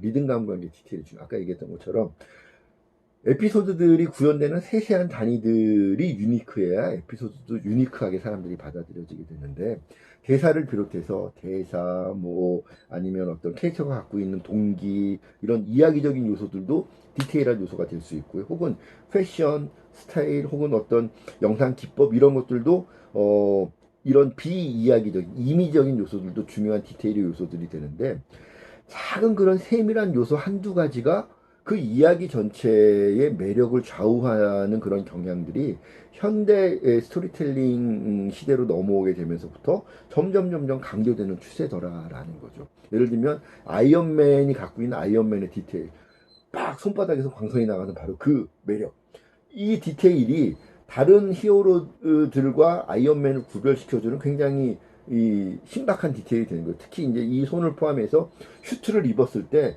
아무것도 아닌 사람이 슈퍼맨이 될 수, 초능력을 갖고 있는 히어로가 될 수 있게 하는 이 과학적인 슈트. 이것이 아이언맨의 디테일인 거잖아요. 그 또 슈트들도 슈트의 버전들마다 또 강조되는 디테일이 달라지고 그러한 디테일을 찾는 재미가 아이언맨과 어벤져스 시리즈를 보는 덕후들의 재미가 될 정도로 그런 것들이 이제 디테일들이 중요한 바이럴의 요소가 되는 그런 하나의 사례라고 볼 수 있는 거죠. 음악에서도 마찬가지죠. 어떤 후크가 사람들의 귀에 꽂히느냐, 또 어떤 포인트 안무가 사람들의 시선을 사로잡느냐, 디테일의 요소들, 어떤 의상을 입고 그 노래를 표현하느냐, 이런 것들이 굉장히 중요하게 대중들이 매력을 느끼고 바이럴을 스스로 자발적인 바이럴을 불러일으키는 그런 동기가 되고 있어서 현대 대중예술의 시대로 넘어올수록 디테일에 대한 중요성들이 점점 강조되고 있다. 이 얘기는 거꾸로 자기 이야기의 큰 방향성과 플롯과 에피소드 전략들을 잘 준비했다 하더라도 정말 그런 것들이 매력적으로 차별화되게 사람들에게 받아들여질 수 있도록 그러한 매력들을 구현해주는 세세한 디테일에 대한 요소들을 내가 얼마나 전략적으로 잘 고민하고 있고 이 작품 안에 그런 것들을 잘 반영을 하고 있는가 그런 것들을 살펴보는 것이 스토리텔링을 우리가 살펴볼 때 마지막으로 살펴봐야 되는 중요한 요소가 되겠다라는 것입니다. 그래서 이런 그 디테일에 대한 요소들이 중요하다. 특히 현대 스토리텔링은 비슷한 플롯들을 공유하는 경우들이 굉장히 많아요. 예를 들면 어벤져스와 저스티스 리그 기본적으로 플롯은 거의 유사합니다. 뭐가 다른 거죠? 디테일한 개별 요소들이 다른 거죠. 일단 히어로들이 다르고 히어로들의 성격들이 다르고 히어로들이 쓰는 능력들이 다르고 무기들이 다르고 다른 영화가 되는 겁니다. 똑같은 플롯이 예를 들면 대부분의 그런 이 액션 영화, 첩보 영화들 예를 들면 미션 임파서블이나 007이나 아니면 본 시리즈들 플롯은 같아요. 거의 비슷하죠. 근데 뭐가 다릅니까? 주인공 첩보 요원들 스파이들의 성격이 다른 거예요. 보온의 성격이 다르고 007의 성격이 다르고 이든 헌터의 성격이 다른 거죠. 캐릭터들이 갖고 있는 그런 개별 디테일 요소들이 다르다 보니까 서로 다른 작품의 색깔을 가지면서 똑같은 첩보물의 범주 안에서도 유니크한 서로 간의 유니크함들을 인정받는 프랜차이즈 시리즈들로 다 자기 영역들을 구축하고 시장에서 선택받고 경쟁할 수 있게 된다는 것이죠. 그래서 현대의 대중예술에서는 플롯들은 대부분 비슷한 것들이 공유되고 있다. 사람들이 그런 플롯 때문에 작품을 선택하는 것이 아니라 디테일의 매력 때문에 작품을 선택하는 것이다. 그렇다면 내 작품이 갖고 있는 그러한 그 여러 가지 매력들을 실제로 구현시켜 줄 수 있는 마지막 통로가 디테일이라는 이 통로를 통과해야만 대중들에게 그러한 자기 매력을 어필할 수가 있는 것이다. 그렇다면 내 작품이 갖고 있는 디테일의 매력들은 무엇일까를 고민하는 것이 기획자에게 이 스토리텔링 그 장르를 기획하고 프로젝트를 이끌어갈 때 마지막으로 중요하게 생각해야 될 그런 요소가 되는 것이다. 이렇게 말씀을 드릴 수 있을 것 같습니다. 그래서 스토리텔링에 대한 그런 많은 요소들이 있지만 지금 우리가 살펴봤던 이런 요소들을 중심적으로 살펴보면 여러분들이 이제 크게 이 낭패를 겪지 않을 정도의 기본적인 스토리텔링의 그런 역량들을 갖추게 되는 것이고요. 이러한 요소들을 통해서 이런 구성 요소들을 통해서 여러분들이 보다 효과적이고 또 보다 차별화된 그런 보다 깊이 있는 그런 작품을 완성할 수 있기 위해서는 이러한 요소들을 이해하는 데 머물러서는 안 된다. 아까 말씀드렸던 것처럼 이러한 요소들을 활용을 할 때 얼마나 그 기획자가 풍부하고 깊이 있는 객관적 직관 능력을 갖고 있느냐. 객관적 직관력의 수준에 따라서 이러한 그 스토리텔링 요소들을 활용을 할 수 있는 그 정도가 달라질 수밖에 없으니 이러한 요소들은 여러분들이 학습을 통해서 이론적으로 이해 충분히 할 수 있는 부분들이니까 학습을 통해서 이해하는 노력 한편으로 하면서 동시에 자기만의 어떤 객관적인 직관, 자기만의 시선을 갖추기 위한 그런 노력들을 게을리하지 않아야 이런 요소들을 독창적으로 자기만의 방식으로 활용할 수 있다라는 거죠. 이런 요소들에 대한 스터디 다 하고 있습니다. 세계에 거의 대부분의 국가에서 대중예술을 공부하는 많은 그런 기획자를 지망하고 작가를 지망하는 거의 대부분의 기획자 지망 학생들, 작가 지망 학생들 그리고 스타트업 단계 청년 기획자, 청년 작가들 다 이거 스토리텔링 기법들 공부하고 있는 거죠. 이거는 좋은 기획자, 좋은 창작자가 되기 위해서 가장 기본적으로 갖춰야 될 기본적인 지식, 정보인 것이죠. 이것을 내가 알고 있다 그래서 만족해서는 안 된다. 나만의 시선, 나만의 객관적 직관력을 갖추기 위한 그런 자기만의 노력들을 한편에서 게을리하지 않아야 이런 것들을 다른 사람들이 활용을 하지 못하는 나만의 방식으로 활용을 할 수 있는 나만의 이야기 전략들을 만들어낼 수 있다라는 것입니다. 그래서 나만의 이야기 전략을 만들어내는 것은 옆에서 교수가 해줄 수 있는 것은 아니다. 결국은 자기 몫이다. 스스로 노력해서 자기만의 포인트 오브 뷰, 자기만의 객관적 직관력을 갖췄을 때 비로소 스승을 뛰어넘는 자기만의 어떤 것들을 만들어낼 수 있을 거다라는 말씀을 마지막으로 드리겠습니다. 자, 마지막 동영상 수업이었는데 시간이 2시간 가까이 지금 되고 있는 것 같네요. 그만큼 이야기에 대한 이해 또 이야기를 활용을 할 수 있는 역량이 현대 대중예술 영역의 기획자들에게 정말 중요한 역량이기 때문에 제가 조금 더 강조해서 조금 더 자세하게 말씀을 드리기 위해서 노력을 하다 보니까 조금 오늘 동영상 강의 시간이 길어졌고요. 2학기 수업 때 한 번 더 그래도 제가 이야기에 대한 부분들은 강의를 할 겁니다. 이게 동영상 가꾸는 제가 여러분들에게 이렇게 좀 기본적으로 갖춰야 되겠다고 생각하는 이야기 영역에 대한 그런 이해가 완전하지는 않을 것 같다는 생각이 좀 들고요. 이것과 관련해서 아까 얘기했던 것처럼 좋은 이야기는 인간에 대한 이해에서 출발을 하기 때문에 인간에 대한 이해와 이야기를 연결할 수 있는 그런 역량들이 기획자나 작가들에게 필요한데 그 부분에 대해서 제가 2학기 수업을 통해서 좀 더 깊이 있는 얘기들 한 번 더 나눌 수 있도록 제가 준비를 하고 있을 거고요. 가급적이면 그러한 것들이 동영상 수업이 아니라 강의실에서 직접 눈빛을 서로 확인해 가면서 나눌 수 있도록 그렇게 좀 상황이 만들어지기를 제가 정말 바라고 있는데 그러려면 우리가 일단 노력해야 되겠죠. 우리 스스로가 이 코로나 이게 더 확산되지 않고 관리, 통제 가능한 범위에서 이렇게 그 안정화될 수 있도록 그 조금 소홀히 하는 것 때문에 사고 치는 사람들이 요즘 좀 있긴 합니다만 뭐 그런 사람들이 더 많이 나타나지 않게 더 대다수의 사람들이 뭐 사회적 거리두기라든가 이런 생활 방역 수칙들을 더 철저하게 지키고 하는 것이 또 우리가 코로나를 관리할 수 있게 하는 그런 시기를 앞당길 수 있는 그 방법이라는 생각이 들고 어쨌든 그렇게 돼야 우리가 또 2학기에 강의실에서 직접 눈빛을 나누면서 그 기획과 관련된 그런 중요한 역량들 정말 깊이 있게 자기 걸로 만들 수 있는 그런 시간과 기회를 가질 수 있게 할 수 있는 그 중요한 길이니까 어쨌든 우리가 할 수 있는 그런 생활 방역, 사회적 거리두기와 관련된 수칙들 잘 지키면서 2학기가 강의실에서 이렇게 시작될 수 있도록 우리가 우리 스스로 노력해가면서 기다려 보도록 합시다. 자, 어쨌든 그 이번 학기 동영상 강의를 통해서 한 학기 진행을 했는데 개인적으로 저에게 이렇게 준비하는 게 쉽지만 않아서 조금 힘들었던 그런 기억도 있지만 학기를 이렇게 지나고 나서 보니까 또 동영상 강의도 하다 보니까 익숙해지고 이렇게 또 어렵지만은 않은 그런 방식이어서 사실 저에게도 개인적으로는 의미 있는 경험이 되는 시간이었다는 생각은 듭니다. 학생 여러분들에게도 그 의미나 또 어떤 좋은 경험으로서의 그런 그 기억으로 동영상 강의 한 학기가 좀 남았으면 좋겠다는 생각이 들고요. 그럼에도 불구하고 우리 2학기 때는 강의실에서 만날 수 있도록 그렇게 바라는 마음 굉장히 크다는 말씀 드리고 싶습니다. 어쨌든 그 여러 가지 제약이 따르는 그런 여건 안에서 한 학기 동안 콘텐츠 제작 기술 수업 같이 해주시느라고 학생 여러분들 굉장히 그 수고들 많으셨고요. 또 이렇게 그 매주 동영상 강의 잊지 않고 이렇게 시청해 주시느라고 노력해 주셔서 그 부분도 제가 고맙게 감사의 말씀드립니다.